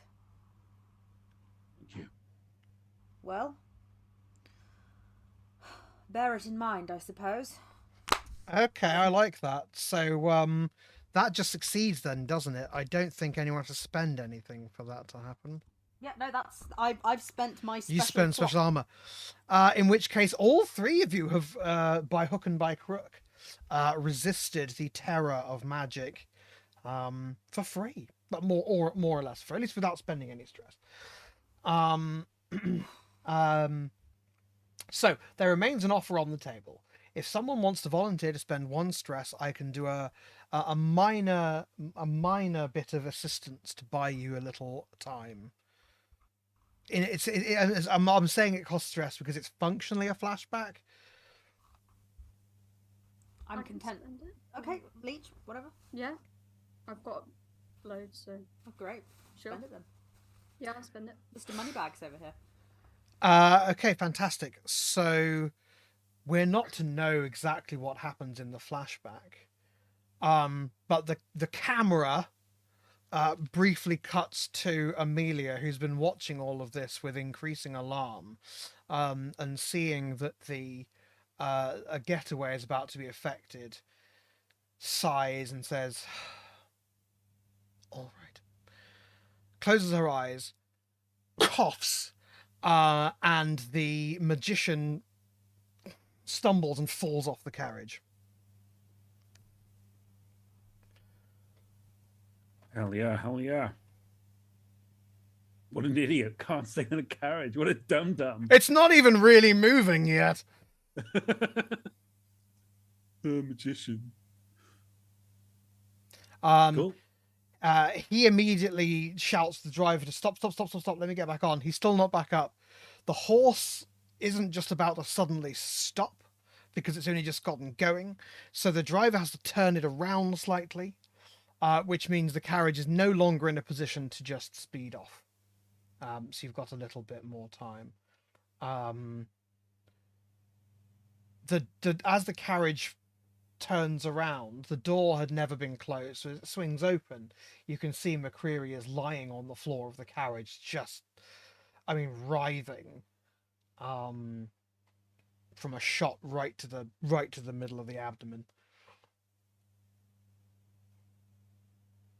He's probably gone at this point. Well, no, he's not, but he's probably going to be. The question is whether he has delivered a coup de grace. Ooh. Did Hound tell us we needed his ring? Yeah. Yes. And smuggling a card onto his body would also be helpful. Just so we know what the setup is Spider or Leech closer to the actual carriage itself? I guess Spider, since Leech... You're functionally I got thrown back. Yeah, I mean, Leech was thrown back a little. In terms of being able to dash to it, you're functionally both within a quick dash of it. But yeah, Spider's a little closer. I guess then I'm gonna dash, because Mr. Spider always has the card holder on him. We all have cards, but like, he's gonna go to get the payload. Okay. I need to make you roll for this because the magician is going to kill you. Oh, I thought he'd fallen off and therefore was distracted by having fallen off. He is. It's going to be risky, not desperate. He's definitely not in a position to immediately lash out at you. I guess this is a prowl. Unless there's a better one for traversing obstacles. No, this is definitely traversing with obstacles, so I think this is a prowl. Definitely. Okay. I would like to assist. I also was, yeah. Amazing. Yeah, you can assist. Teamwork. if you can both come up with distinct ways in which you can assist, I'm happy to bend the rules a little since it's a very epic scene. And you can both give a die to Mr. Spider's prowl attempt. I'm going to take one of my last loads for throwing knives, Yes. and not even intending to harm the wizard, the magician, but to certainly distract him. I'm going to hurl a throwing knife at their general body. Maybe a hand. Okay. Leech was thinking exactly the same thing. Suppressing fire from different angles. I like it. Just throwing knives. But both throwing knives. Why not? No reason why not. It's an odd choice. Everyone went to the armory that day, and someone picked up throwing knives, and everyone else went. Oh yeah, cool. knives. Throwing Can knives. may I ask, Mike, why a throwing knife? And a throwing bullet. Yeah, that's Yes, just true.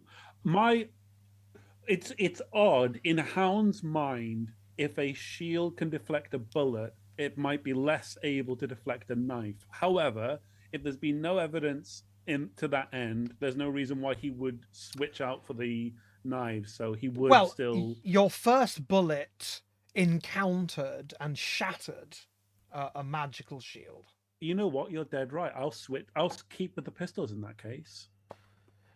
So you're going to do a few bang shots at the magician, but you are aiming at him, right? It's not. It's not. Oh yeah. Like if I can catch him, great. It's not meant to kill, but it's meant to give Spider the opportunity. Understood. And Mr. Leech, you are going to do a throwing knife. I'm going to do a throwing knife because I don't want to get in there. Why not? Leech is not a gun person. No, absolutely. Like yeah, you should do throwing knives with a little card clip on the handle, so it delivers a gentleman's strangers. Yeah, absolutely. I'm gonna aim for his leg because. Okay, so Mr. Leech, you are going to attempt a hunt roll for me, please. Sure. Risky. It is certainly risky. Submit. Standard or standard? Yeah. Yeah, it's standard. Mr. Magician isn't under any position to be holding up a force field or anything like that right now. Are we sure? Because he's still arse over face at the moment. So I don't want to snitch on myself, but I am drowsy apparently. You are drowsy. Yeah. What does that give you? Less effect. That will give you less effect. You're also shot in the side. So yeah, lose a die. And it is lesser effect. Yeah. That is okay though, because you're not trying to use the knife to assassinate him. You're just trying to use it to create a distraction for Mr. Spider. So the lesser effect isn't too much of a problem. On the bonus die, I put -1. Is that possible? Can you? Yes. Yeah. Then yes, it is. It is. It is -1. Yeah. I'm just gonna go home. You know. Yeah. Maybe you should have done. But you've rolled a 1. So Knife hit Spider. Another gas canister explodes. You roll a 1. Oh god. Okay, well I think what's happened is, could I do this? I could be very cheeky and say that you have not succeeded in hitting the magician, but you have succeeded in distracting the magician from Mr. Spider because now he's looking at you. Because he's arse over face, he isn't going to lash out with a spell, but the consequence of the failure is that he's coming for you now. So, in a sense, for Mr. Spider, you can have +1 die from Mr. Leech. Mr. Hound. Howdy. Some peppering with bullets. I'm going to risky position. Yes. So on a lesser effect because of my level 2 harm. Yep. A 3. A 3, okay. Well, I think that you don't hit him. I think you don't manage to hit him. You change it so he has to duck behind the carriage. Like he's scrabbling now. He's not in a position to unleash any magical spells. So neither of you have actually managed to hurt him, but you have both forced him to reposition in a way where you can give Mr. Spider each a die. I'm happy with that. So Mr. Spider, you have been successfully set up. I could give you a devil's bargain for another die. Tell me what that devil's bargain would entail.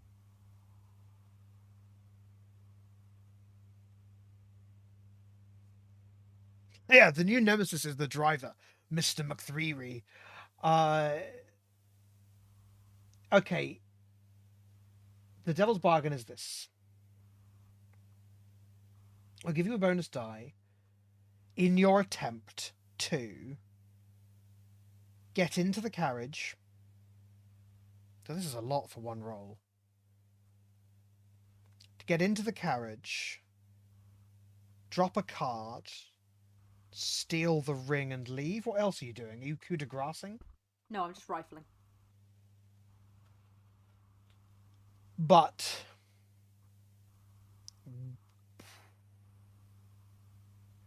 whether you succeed or fail, you will receive an injury of some kind determined by whether you succeed or fail.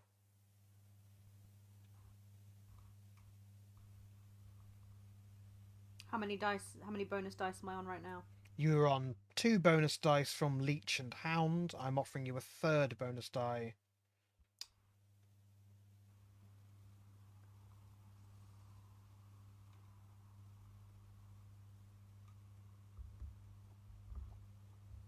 I'm offering you the difference. I will not be offering you a lethal injury.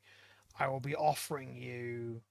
Actually, I am. No, I might be. If you fail, it might be a lethal injury because I believe this is a desperate action. Mm-hmm.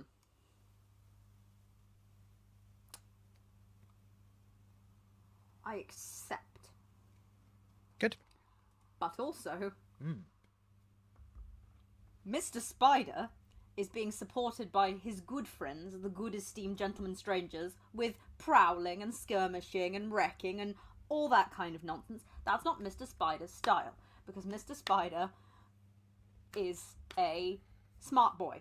Therefore, whilst approaching the carriage, Mr. Spider, instead of just dashing straight up and rummaging and being a shittins, because they've given him a few seconds of timing by throwing things, by distracting the wizard, Mr. Spider is going to be looking at, because the carriage is still sort of trundling. Oh, you're going to use Rook's Gambit to roll study instead of prowl. I am. Yes, I am. Yes. Because he's going to be waiting, taking a breath, looking for the arc of the carriage so that he can basically pull himself up inside without sort of potentially getting flapped by the carriage as he goes, and he's using his observances rather than just his sneakery. I have no problem with that. But did you say it was desperate? Because I will. It is certainly desperate. And now it says spend 2 stress. Unfortunately, this does not count as pushing yourself, so you don't get any extra dice from that. That's fine, but I have 2 from my friends, 1 from... The Devil's Bargain. Devil's Bargain, not as my brain just tried to say, Chef's Gambit. From the Chef's Gambit. The Chef's Gambit. Yeah. Why the fuck are we playing Blades in the Dark? Why aren't we playing the Chef's Gambit? Why aren't we playing the Master Chefs? The Master Chef. It's the Master Chef's semi-final. And then, so that's no bonus, so that's 3 bonus dice. No bonus dice, she says. Desperate, standard effect? You are shot in the arm and burned. I'm having a bad time. So I would say it's a limited effect, and of course remember you only take overall 2 bonus dice because you are burned. Yep. Unless you want to spend 2 stress to ignore all of your wound penalties, which I cannot do that. I would find that deeply traumatizing. Right, I'm rolling 4 dice. Okay. Pray for me. 4 dice at desperate. Let's go.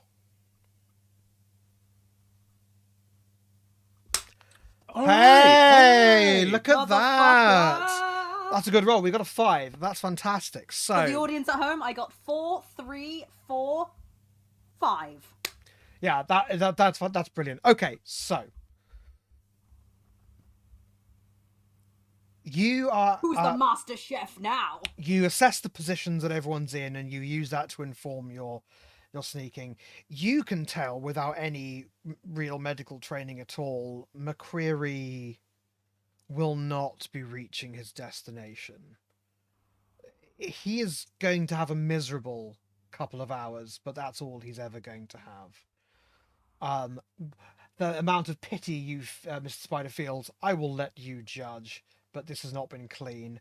Nevertheless, you leave behind a calling card and you slip off his signet ring, depicting, of course, the sigil of the hare riding the hound.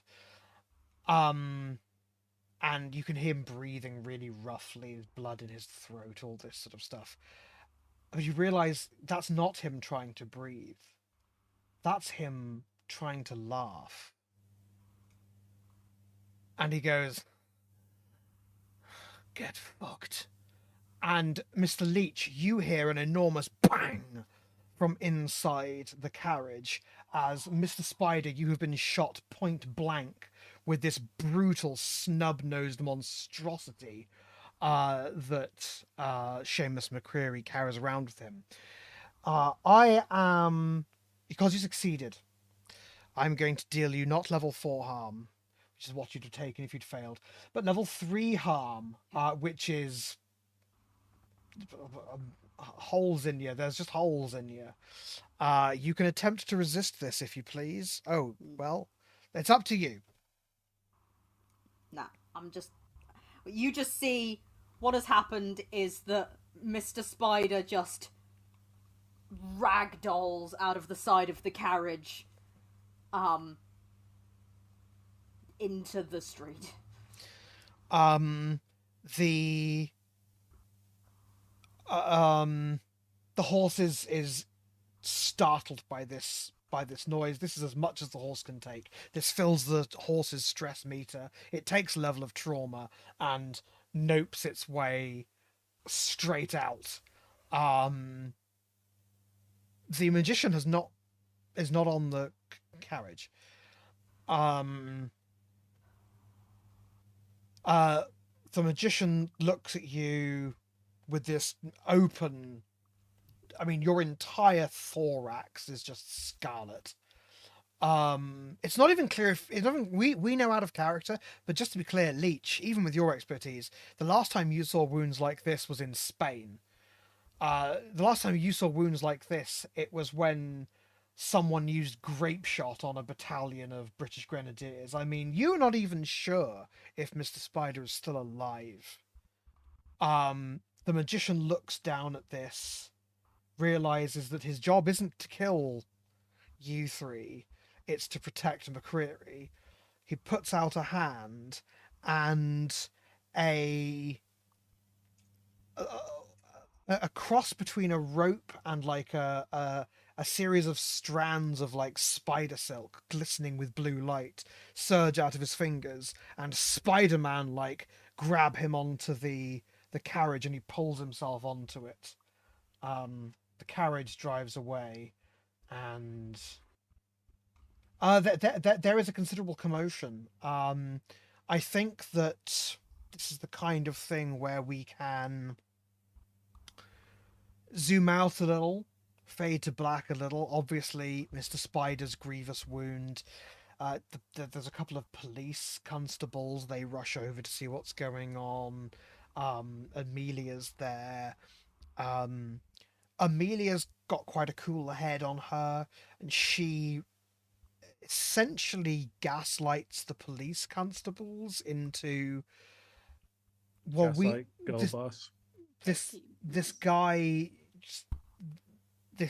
came out of the carriage and he started shoving people around. I mean, the police aren't going to write in their reports this guy was clearly magic because they can't make sense of it. And essentially it's, do you have time for this? We need to get him to a doctor.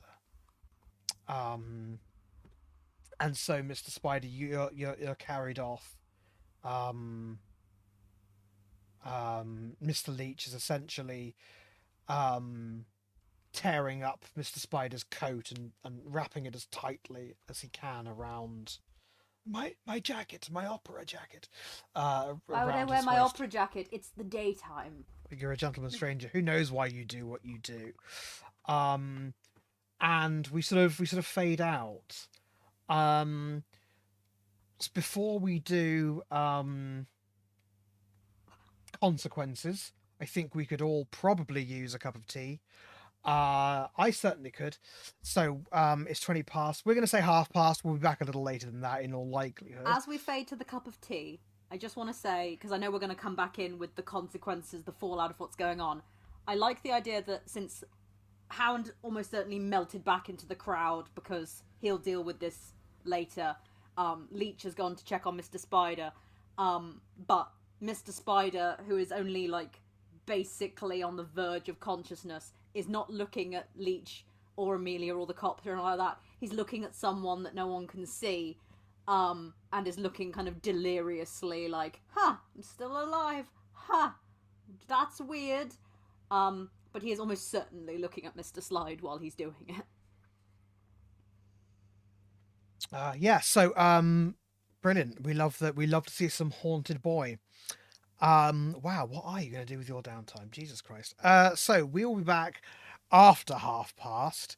Don't know when, but come back for half past and we'll be there at some point. Go and grab yourselves a cup of tea and we'll see you in a little bit. Yeah.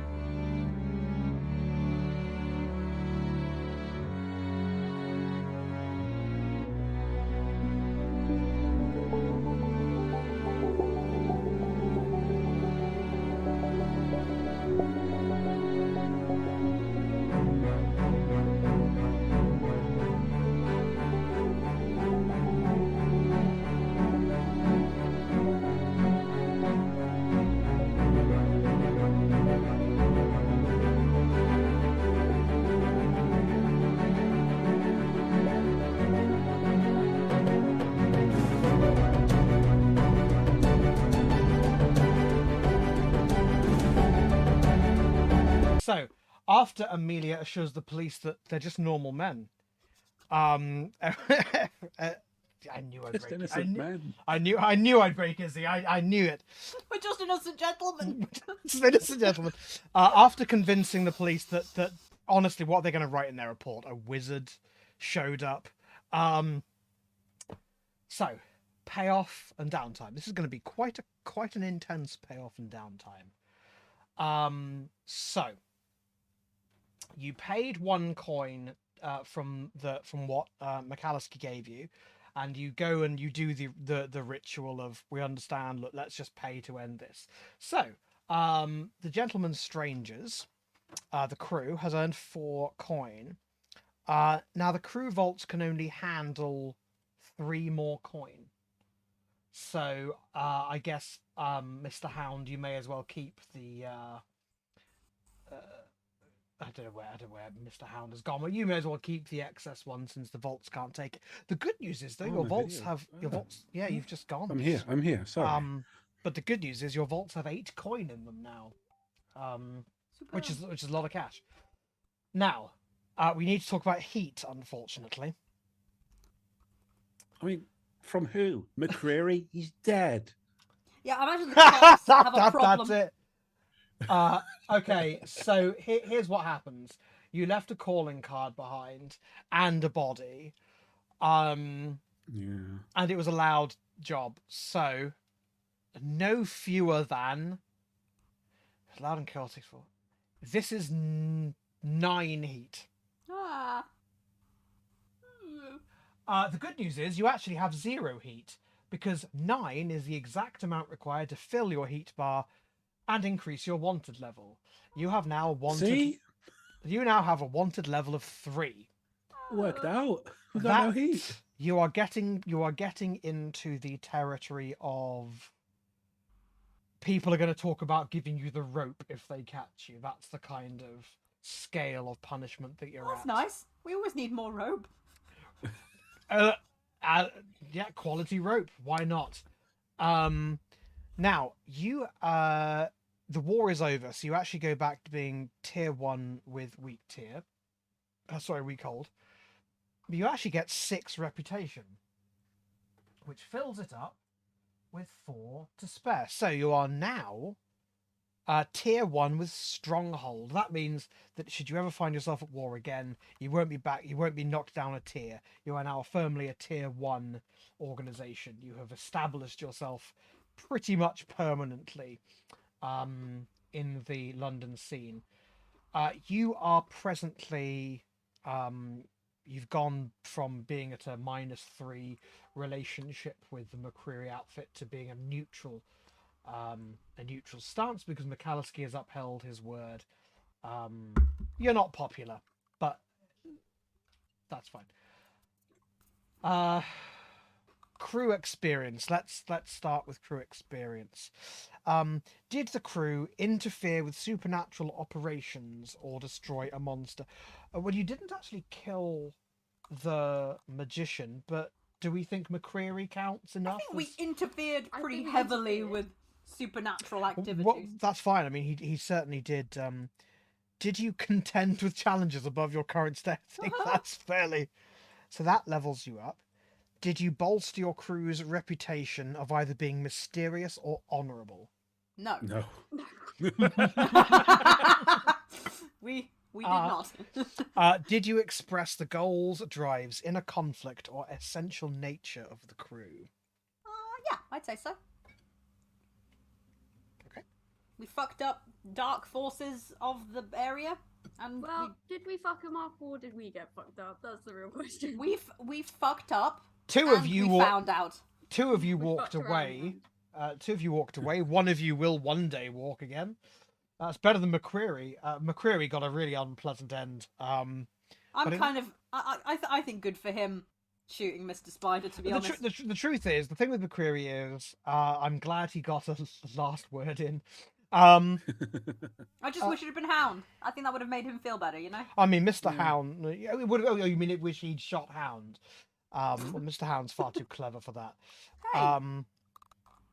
So, you've gained an advance for the crew. Gaining advance for the crew means you either gain 1 special ability or you gain 2 upgrade boxes. I did mention this as we went on to break, so I don't know if you've given any more thought to what you would like to do. This could be an open conversation. We've got plenty of time, and there's no rush, really. So box-wise, we have turf, laboratory, good press, and occult. No. library. You're that's claims. Upgrades. Upgrades are the square boxes, yeah? Lair, quality, training, cohorts. And then special abilities are below that. Oh yeah, I'm with you. Right. So you get two upgrades or 1 special ability. You can also save up for upgrades. So, for example, Unbroken requires 3 upgrade boxes to fill. You can put 2 in. I think that's the only one. Oh, Mastery. I have no idea. Yeah, I can't see unbroken. I can see mastery. Unbroken. The very top. At the top, there's a bit in grey. There's a bit in grey. Yeah, unbroken +1 trauma box. Yeah, it's the bit where you've got your vigilantes attire, your King Street crafters.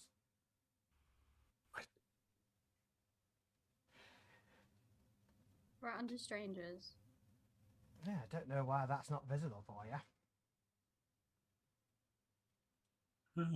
Can't So- see that. Can So you see where it says vigilantes attire? Yeah, It's above that. but that's the only thing I can see in that oh, box. I can't explain that, but I'll read them out to you.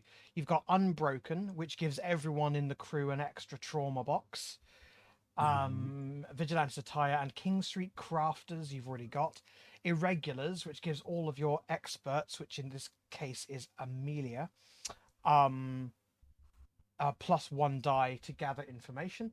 And you have Willing to Fight, which makes experts braves, but I would point out that Amelia has a flaw where she is almost always non-violent, so that probably wouldn't help you all that much. Yeah, you've got your layer options here. So you don't have for example, you have a carriage. You don't have any points in secure for your layer. So while it's hidden and no one knows where it is, if someone did find out where it was, there's nothing really stopping them just breaking in. You could upgrade your vault or upgrade your boat, although your boat at the moment is in a dilapidated state. I could be excited to look at secure. Yeah. Let's keep that in mind and keep going. You can upgrade some of your things to quality. You've got documents, gear, implements, supplies, and tools. So some of you already have particular individual items that are quality. What quality means is that those items count as being a tier higher than you already are. They gain the fine descriptor. So, for example, if you go up against someone very sophisticated, your lockpicks might not be very good at getting through them, but fine lockpicks would be have a better chance. There's personal training, which I'm never quite sure if I like that or not.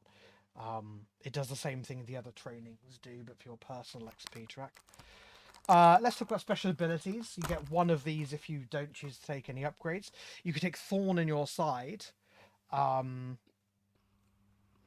Stealth or assault plans, which are to be honest, I think those are the two you do quite a lot of. Misdirection. You could actually help frame another faction for your dark deeds.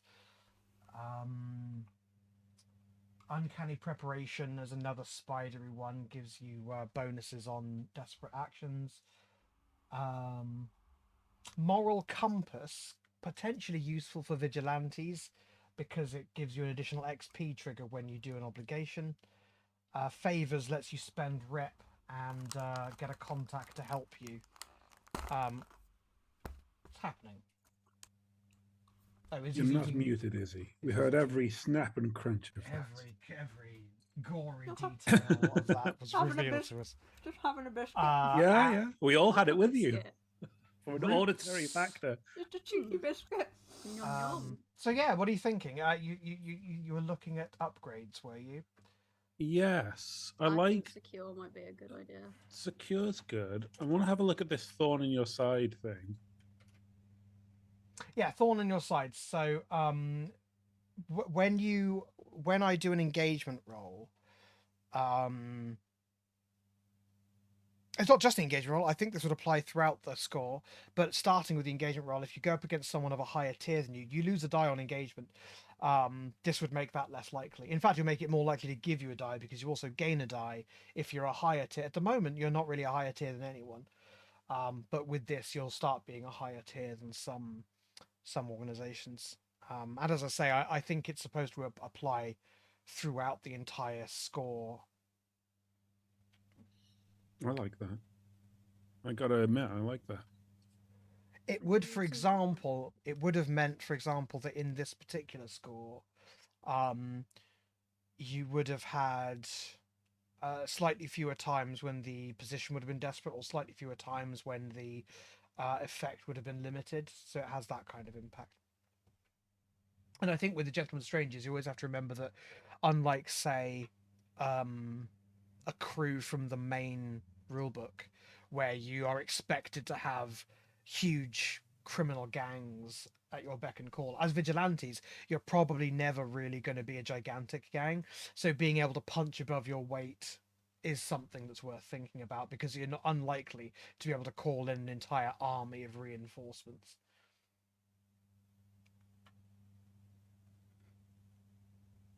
I'm in favour of that, or more security. Basically, Luke's quite correct. Punching above our weight is the thing we want to be doing. But you did also come potentially close to having your secret lair found out by an enemy, at which point, what would you have been able to do to hold them off? So they're both...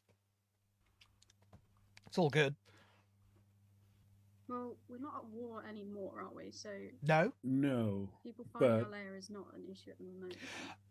Well, at the moment, you are not at war with another criminal faction, but with a wanted level of 3, Oh, bugger, yeah. more of the police's resources are going to going into... When you have wanted level 1, you're basically a name on a file. Now, Inspector Halstreet is actively looking for you. You just committed an assassination in the open street. So No. it might not be another gang kicking down your door, or it might be the worst gang of them all. Nah. The peelers. I like the narrative of, given how brazen that was and how afraid we are of repercussions, we doubled down not only in securing it, but put effort into kind of that. When we did that, how would we then scope this out for any future gangs who might tussle with? And so doing that 1-2 of security and also thorn in your side. You cannot do both. Ah. Thorn in your side is a special ability, so you either get 2 upgrades or 1 special ability. Then I guess what's the priority? I would say security. Then we get 2 of those. You basically want to go full on with security. We've battened down our hatches. Yeah, absolutely. So this is oh, interesting. Well, I'm not going to plot lock the second level of security, because you've got the points to pay for it. The second upgrade of Secure Layer employs arcane measures that work against various supernatural foes. So perhaps inspired by what you saw in this fight, perhaps Spider and Amelia work together to do some warding. Does that feel like we'd do it now, or does that feel like we should look at doing that later? Narratively, I feel like it would be a little more appealing if it came later. Because... what about quarters instead, so we can actually live there? You already have quarters. Oh, do we? You had that for free at the start. Yeah. Oh, goodness. Ignore me. I'm an idiot. I will not ignore you. Oh, But thanks. you are an idiot. You could. You might think of potentially upgrading your vault. At the moment, you can store 8 coin. If you upgrade it the second time, you'll be able to store 16 coin. I know hoarding coin isn't really what the Gentleman Strangers do, but the thing with coin is you can never think of a use for it until you suddenly need 4. Yeah. And we could also fold that flavor-wise into the security. We're expanding out, we're securing, we don't just have it in a drawer. We should maybe put our coin in a room. Yeah. I vote that we actually keep the coin on the cat, around the cat's neck. Yeah. The cat that the Millennium Club has. Yeah. Is that what we're thinking then? Upgrade the vaults? Yeah, vaults and secure. Okay. Especially since I think Mr. Spider is going to have to spend a little while at the Millennium Club. In which case, I will leave it to Mr. Hound's conscience to keep that extra coin or put it in the vault. But the crew isn't exactly starving for coin at the moment. I'm having it. I think you deserve it now, because the crew has advanced.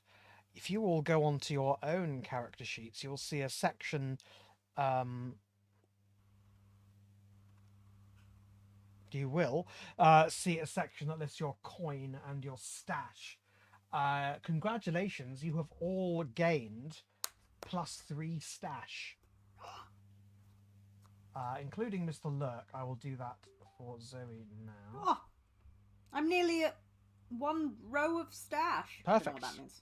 So stash is stash represents your things like savings and investments and stuff like that. When you fill up a row, you essentially get a die to roll in circumstances where, say you want to get a bit more information out of someone, so you give them a quick tip. That's not necessarily worth a full coin, but if you roll stash and succeed, it means you give them just the right amount to not impact your actual wealth. Nathaniel's been investing his wealth wisely. Higher stash might also be represented by things like, this will quite be relevant for Mr. Lurk at some point, with things like how well dressed are you, perhaps, or how nice are your things. If you want to pass yourself off as someone of means, to say get into a fancy restaurant or something, having a high stash score to be wearing the right kind of cufflinks and things like that. It's that kind of thing. It's all very abstract. And of course, because this is Victorian England, it is how good your stash is. Yeah, well done. Can you afford the good mustache wax? I know that Nathaniel Breaker is stashless. Savage. So you've all gained 3 stash. We love to see it. Have I done all of the crew advancement? I think so. I'm fairly confident. What day is it today? Sunday. No, I know that. Bottom. Okay, so it's downtime time. Do I do... Yeah, we'll do downtime first. Mr. Hound. Yes. Mr. Hound, how would you like to spend your downtime? Oh, of course, I'll just say it out loud. Now that the war is over, you are all restored to 2 downtime actions. You can, of course, spend coin. That's all Mr. Spider ever wanted. He didn't care about McCreary. He was like, give me my downtime action back, you bastard. Well, you need them now. Yeah, Mr. Hound, how would you like to spend your downtime? I'd like to go and see my friend at the university and maybe get this burn looked at. Good plan. The good news is, because well, you don't have to go and see your friend at the university any longer, because Mr. Leech is a physiker, and in fact, with Mr. Leech healing you, you get +1 die on your healing. And that's only my downtime action. It doesn't take away from Leech's downtime. It doesn't. No, it doesn't, because the action is you convalescing. Superb. I will take my boo-boo to Mr. So Leech. you get 1 die from your tier, which represents the quality of supplies that you have, and then a bonus die from Mr. Leech's Physica ability. There we go. 1 die from the tier, bonus die from Mr. Leech. Oh, look at that! We got a 6, so you can heal 3 segments. Damn. Hold on, that might not be right. I might actually be able to heal 4, unless 4 is on a critical success. I'm gonna check. I'm just gonna go ahead. Check that. Might be important. Might come up. Healings. You recover 3 segments. A critical recovers you 5. There is no way to recover 4 segments. Okay. I don't know why. Okay, so yeah, 1 downtime down. What would you like to do with your second? I will remind you before you decide. I'll remind everyone. If you do not indulge your vice, you will take stress equal to your trauma rating. I should probably indulge my vice. Which of your vices will you indulge on this particular day? What have I done recently? Have I more recently? You did attended to the orphanage last, I think. Yeah. Oh, then it's body time. Remember, you went to the fair. Oh, we went to the fair with a lovely time. Yeah, yeah. I'm gonna dig up a corpse. Is digging up a corpse your vice? It's. I think my vice is weird and obligation. The weird part is, I'll dig up corpses and like take stuff from them. Oh, lovely. So bizarre. Like that's where a lot of my gentleman outfit is from. I take the funeral garb from corpses and then just tidy it up. No wonder we're all haunted and you're just walking around with dead people's stuff. It's weird. It I can't be prefer- normal. It was much better when you were attending seances. It was much less unhealthy. Okay. Yeah. So you can go and apply your sartorial expertise upon the dead. Recover some stress. It's just the one die, isn't it? No, you click indulge vice, and in your case, Yeah. it will just be one. Yeah. What? Hey, Five. look at that. That's all of it, isn't it? Oh, there we Yeah. go. Wow. So did me right good that. I did you very good. I mean, you're still quite badly burned, and and you're dizzy and deluded. But Other than that, new necktie. lovely. That's just fantastic. So let's give you some experience points, shall we? Did you roll any desperate actions today? I don't recall. No, I You did. very rarely roll desperate actions. That is the thing about being in a distance, I guess. I need to put you in more pistols at dawn scenarios. Did you address a challenge with tracking and violence? I did. Yeah, I would think so. Did you express your beliefs, drives, heritage, or background? Not really. Okay. And did you struggle with issues from your vice or traumas during the session? No. Okay. Okie dokie. But I do have an additional. You do. You got have an payback additional against someone who harmed you. one. You did, and in fact, that gives the crew an XP as well, doesn't it? Yes. Yes, because the crew helped you. So, excellent stuff. Oh no, that means you're all now mechanically encouraged to pursue Mr. Hound's vendettas, Certainly not. which is Vendetta. which is interesting because I think Miss Mountjoy probably counts as one of Mr. Hound's vendettas, doesn't she? Certainly, yeah. Lovely stuff, Mr. Leech. Leech has to heal, so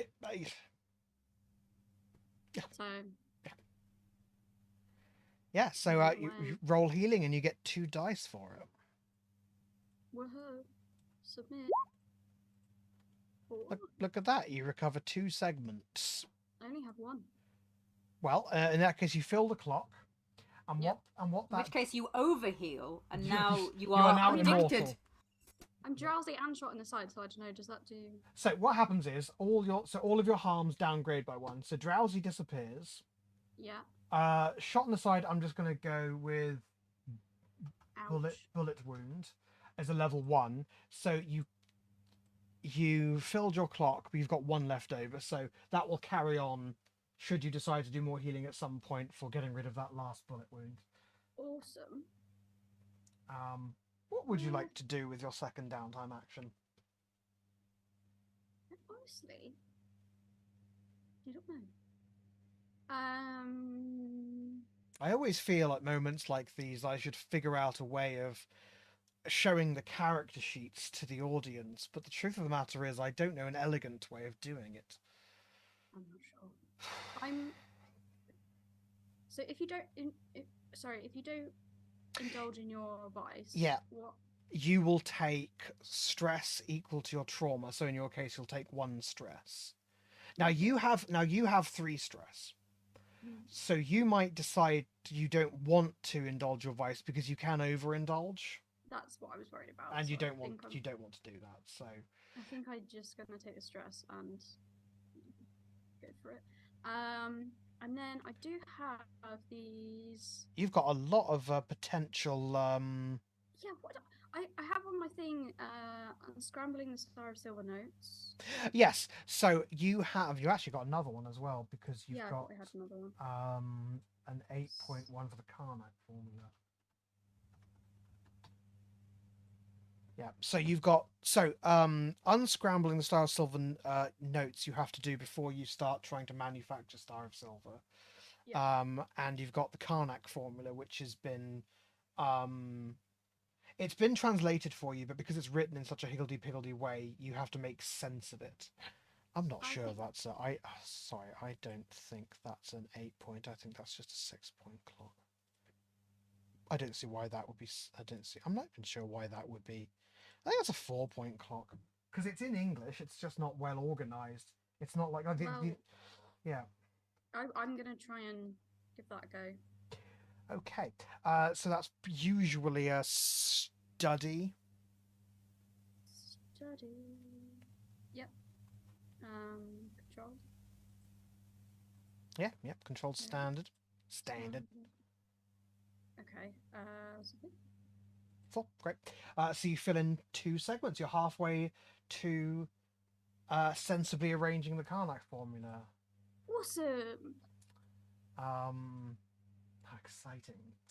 And finally, some experience points for you, Mr. Leech. Did you address a challenge? Oh, first of all, did you roll any desperate actions? Honestly, cannot remember. I'm fairly confident you did. He did one. He rolled one desperate action for yeeting the thing.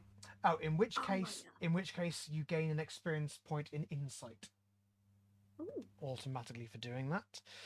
Hmm. Okay, did you address a challenge with technical skill or mayhem? I believe so. I think you'd be justified given the level of mayhem in ticking 2 boxes. Ooh, okay. In that, I would say. Did you express your beliefs, drives, heritage, or background? It's okay if you didn't. I don't know. That's fine. Did you struggle with issues from your vice or traumas during the session?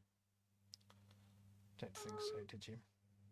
No, my only thing would be the medical care, but I think that was more of a ploy to get in.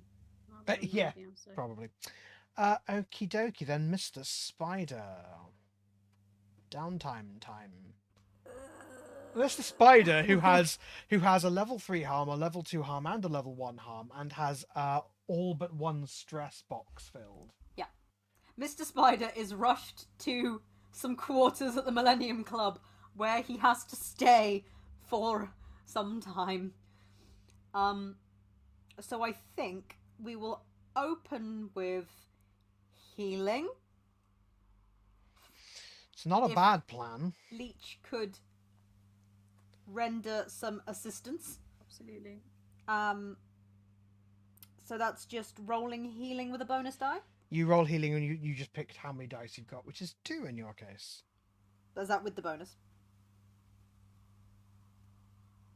What?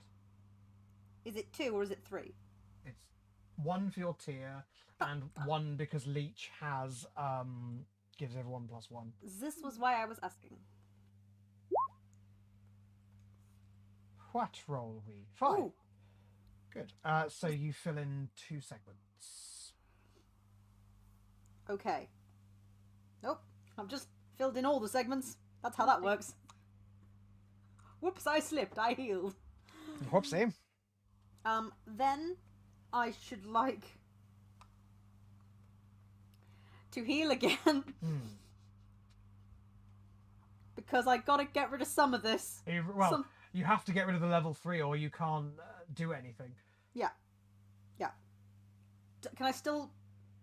Can just Leech be doing a week of intensive care on poor Again, Nathaniel? it's not really taking Leech's time. It's about how long it's taking you to recover. It takes Leech about half an hour to clean you up, sew you up, and put a bandage on.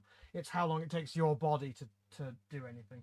Oh no, my poor body. That's not so.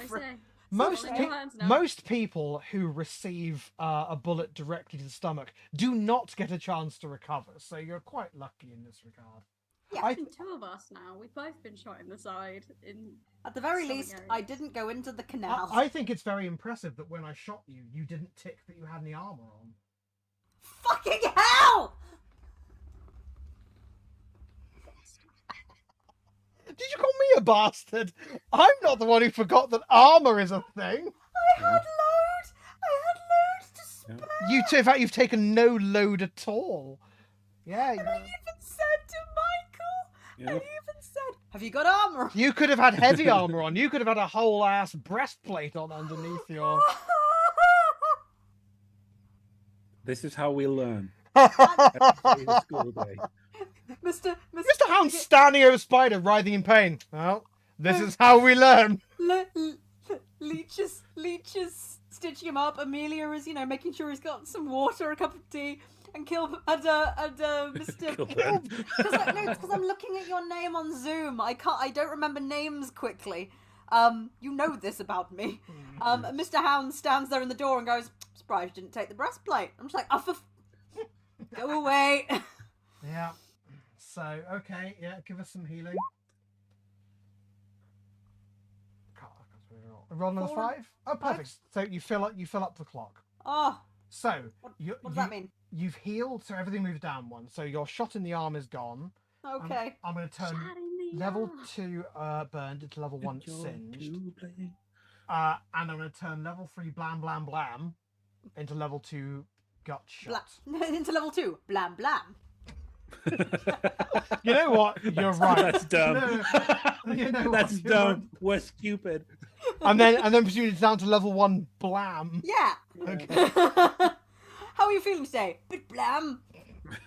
Oh, don't forget, Luke, I have blam, so I'm not as good at this as I might be. Now, I assume, though it would be rude of me to assume, but I think my guess is that you're going to you're going to give yourself the calculating downtime action. Oh yes, I'm going to calculate myself. So I think what happens is... Oh! Can I know we're doing downtimes, but can I just have permission to request a quick scene of a fellow? Please. Christ, no. Okay. What do you think this is? Some sort of role play? They're here to watch us do spreadsheets, okay? Sorry, everyone. I'm so sorry. To not actually see the spreadsheets, because I'm too lazy to figure that out. They're secret spreadsheets. I'm going to give Mr. Hound an opportunity.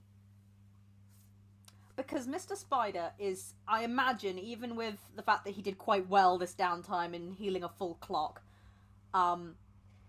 is going to be essentially absolutely bedridden for at least a week, and then is going to be like, I'm just walking about, I'm managing, which means he can't go missing. He's got the sort of job and life where he can, take days off whenever he likes, but he can't go missing.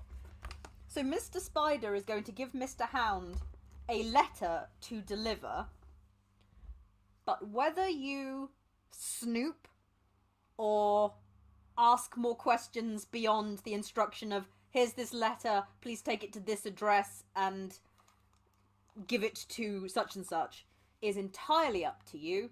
I'm just saying that whilst he is pretty much between consciousness, he's written a letter, gotten Amelia to check to make sure that his handwriting doesn't look terrifyingly awful, or she's transcribed it for him, and he's gone, I need you to deliver this urgently, it's very important, otherwise I'm going to be in a lot of trouble, and we can't have that sort of heat. Is the manner of this that I should wait around for a response, or is it better not to ask?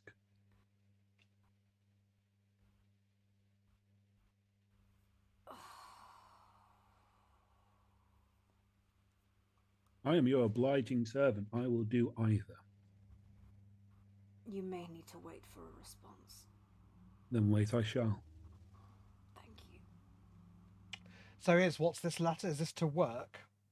So it's going to be... So there will be a letter added into that, but the letter itself is going to be going to his sister, to explain a sudden sort of 3-week absence as a...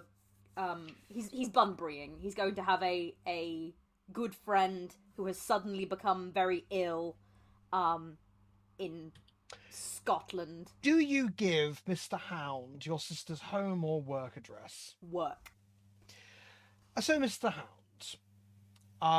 This is my older sister, I should point out, not my baby sister. I know exactly which sister it is. Superb.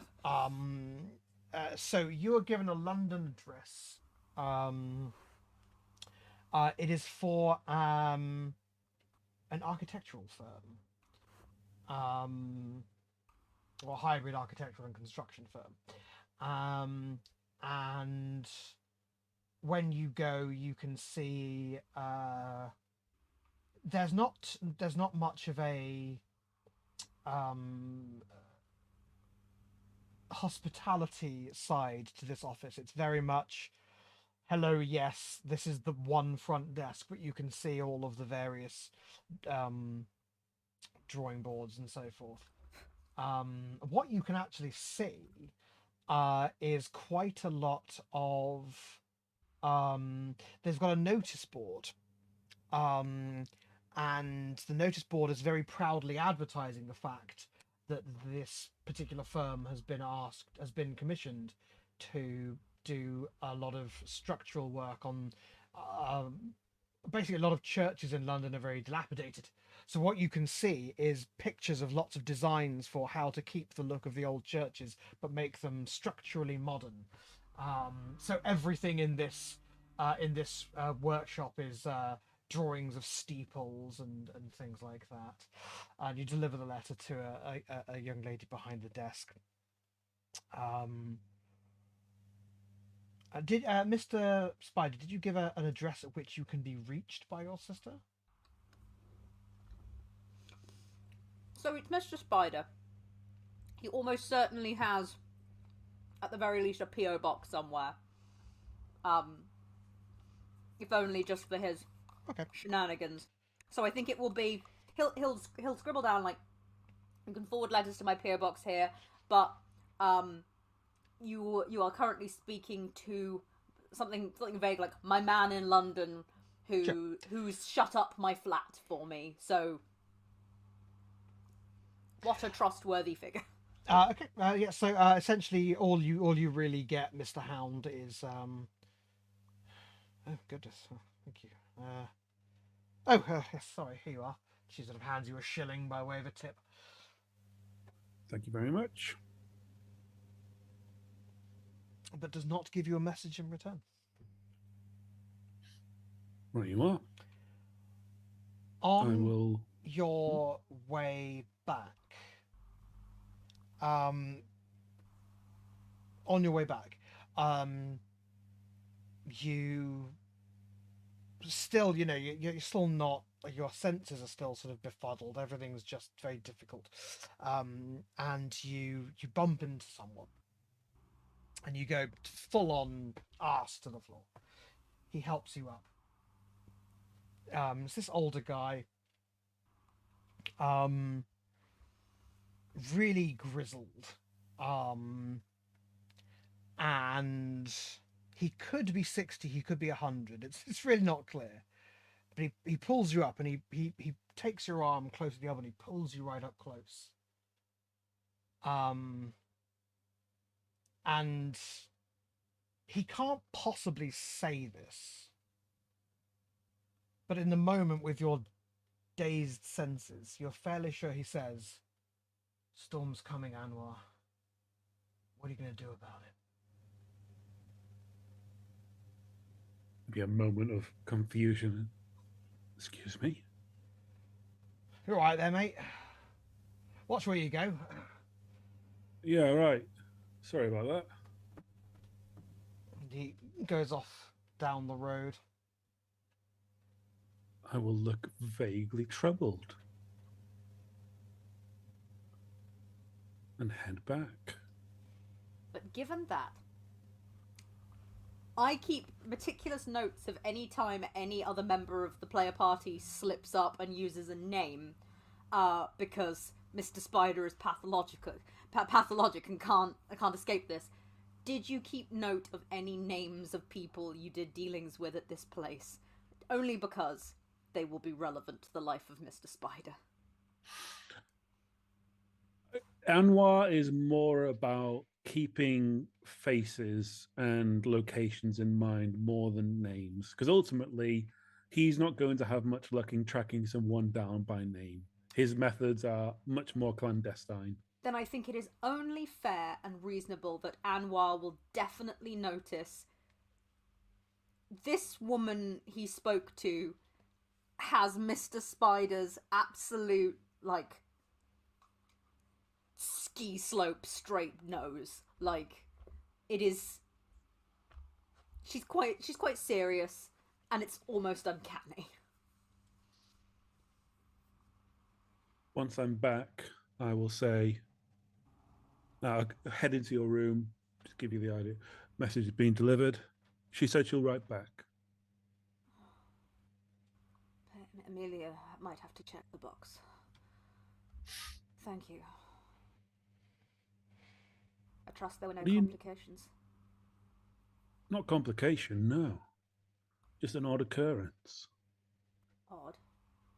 You wouldn't happen to know anything about a storm, would you? A storm? The Cape of Good Hope, the Eye of the Storm, Storm's End, lots of mythical storms.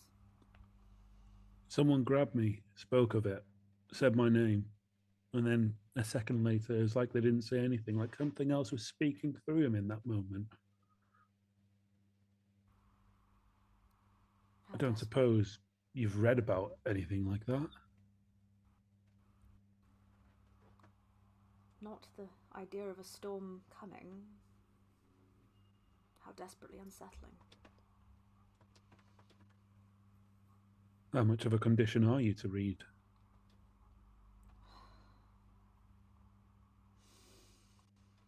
Give me a few more days and I'll be so sick of this bed, I don't think I'll be able to stand it. Don't know if we've got days. I will produce a packet. I'll throw it to you. It is some fine laudanum. I'm offering you the opportunity, if I spend my coin, to give you an extra downtime action to do some research. Well, well, well. We like that. I'm completely down for... Can I exchange my vice this downtime from cocaine to laudanum, or is that not allowed? Your vice is drug-induced stupor. It does no specification as to exactly what it is you have to do. In which case, let me just... Just a second, Mr. Hound. Let me just roll my vice and I'll be right with you. Seems to be some new form of cocaine. Delicious. Delicious. So yeah, I'm going to indulge my vice. There's a one of the Sherlock Holmes Thank you for explaining. one of the Sherlock Holmes video games has a level where it's Crimes and Punishments, the Trials of Sherlock Holmes, over that. And it has a level where there's this intensely racist cult run by like Buddhist gardeners or something, and they've developed this drug that just kind of wipes people's minds out, and they've got some in a bowl and you can try it, and Holmes picks up a spoon of this powder, eats it, and goes, "It seems to be some new form of cocaine. Delicious. There is no limit to the number of times you can do this, and every time you do it," he says the same thing. And we thought it'd be really funny if after like the 6th time, Watson goes, "Holmes, steady on." No, I actually... Doesn't he go delicious? And Watson goes something like Holmes, but like he doesn't do anything. No, it doesn't. And you can just house this bowl of cocaine. I stood for a good minute just filling myself with this. Kids, cocaine. if you're ever in a racist Buddhist temple and you see a bowl of cocaine just lying out in the open, at least ask first. Yeah. But it will be Delicious. Delicious. So that being said, on to the laudanum. No bonus dizers, just regular dizers. I'm gonna nudge that up to a 3, methinks. Oh God, yeah. Jesus. There we go. That's fine. I'm still under half stress. So yeah, I think Mr. Hound leaves Mr. Spider for about, I don't know, 20 minutes, half an hour, and then Good opium time, yeah. and then he comes out just in a robe, just looking like an absolute corpse. He's like, I'll be in my library. So what are you doing in your library? What shall you be researching? I think I'm going to be researching The the coming storm. I don't even know where you'd begin. I'm going to use the fact that I'm going to be on a lot of drugs while I do it to just kind of, expand one's mind and...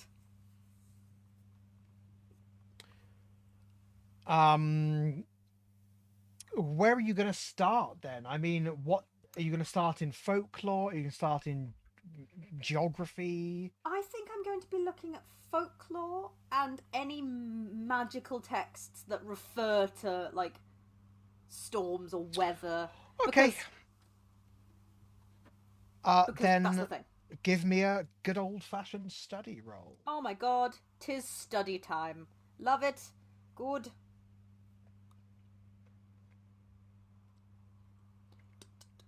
This isn't like a long-term project, is it? I mean, are you doing a long... There isn't really a long-term project because you don't know what the goal is, do you? Yeah, I think I'm doing the preliminary research.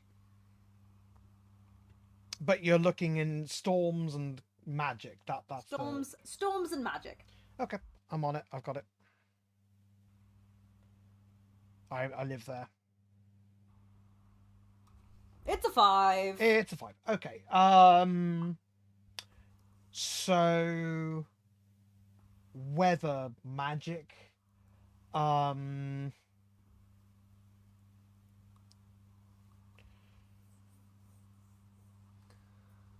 It's exceedingly difficult to control the weather with magic, but there are legends of it having been done. The most prolific weather mage was said to have been the semi-legendary druidic figure Merlin, who was said to be able to commune with various nature spirits, but he wasn't really doing any magic. Modern sorcerers, it's generally thought you can't really work a storm for more than a couple of hours. You would need... you need to pull out all the stops. You would need a ritual with an enormous number of participants.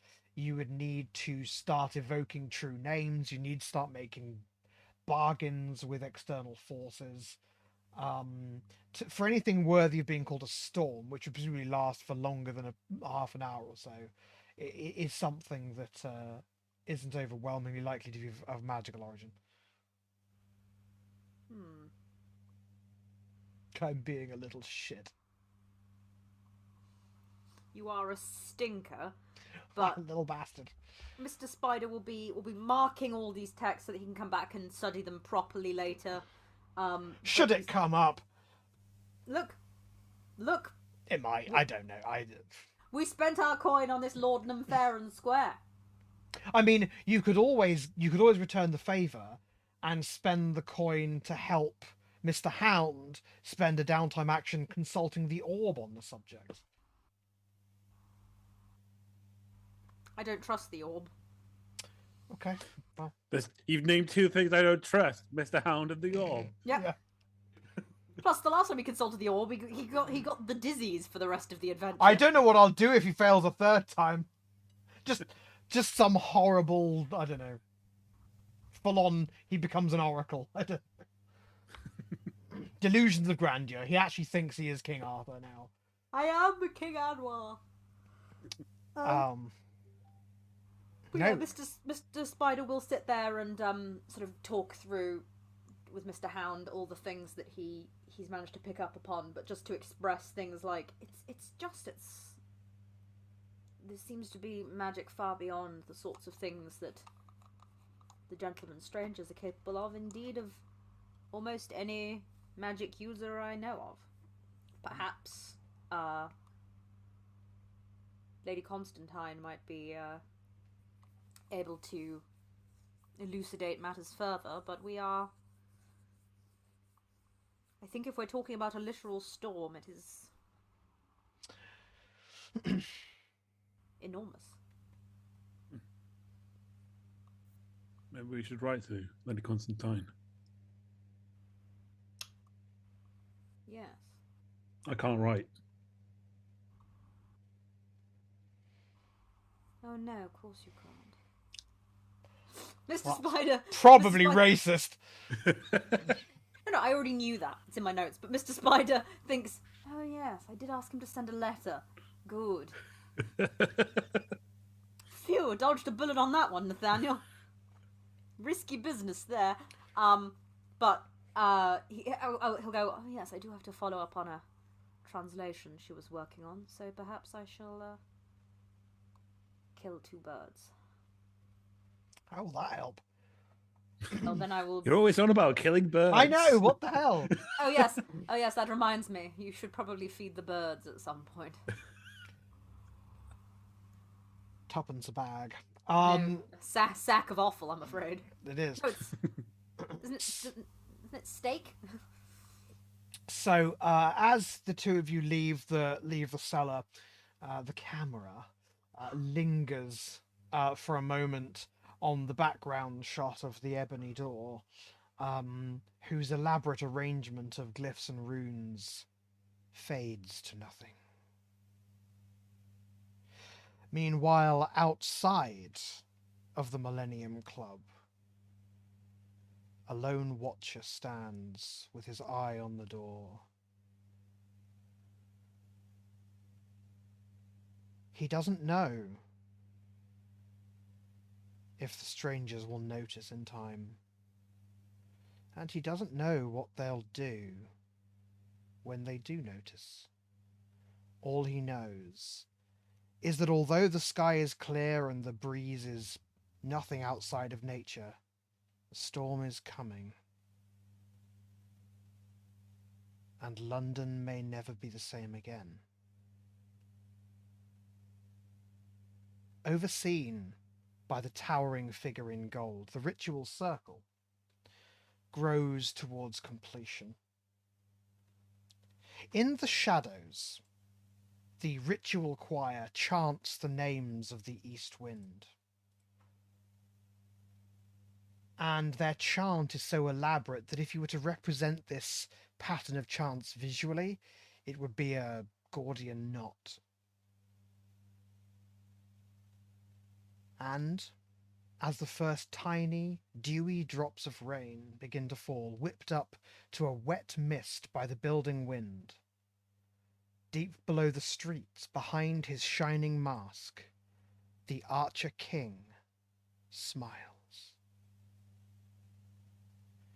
And there we shall leave our session. Thank you all for coming. Thanks to Mike, Izzy, and Ash for taking part in what I think we can say was a rollicking good adventure. Yeah. Woe unto Seamus McCreary, but you have ended the war, and Mr. McAlliskey is now has now assumed his throne. So we will actually, because of we missed a session last week, we'll be back next week. I think it will just be Izzy and Zoe next week. We've got an adventure in mind. The dice were very punishing, but thanks to the generosity of the Aid Brigade, I think we can call it a success. Enormous thanks to our supporters both here on Twitch and on Patreon, who are Andrew Cherepnin, Araloki, Dinkledor, Elegos Alexander, Henry Prestige, James Malloy, Joe, Ken Poyner, Michael Bowman, Mike Fielding, and I really hate this because it sounds so weird when you can't read like foreign names. MWKilburn.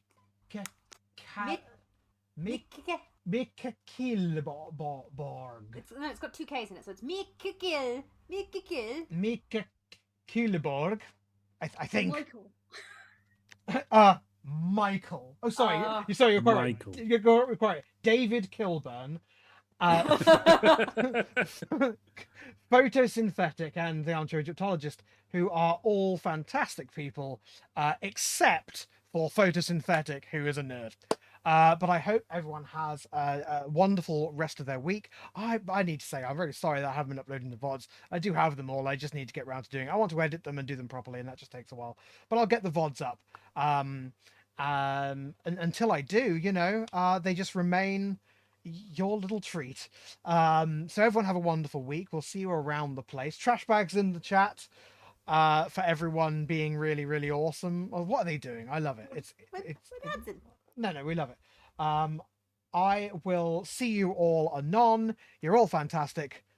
Peace.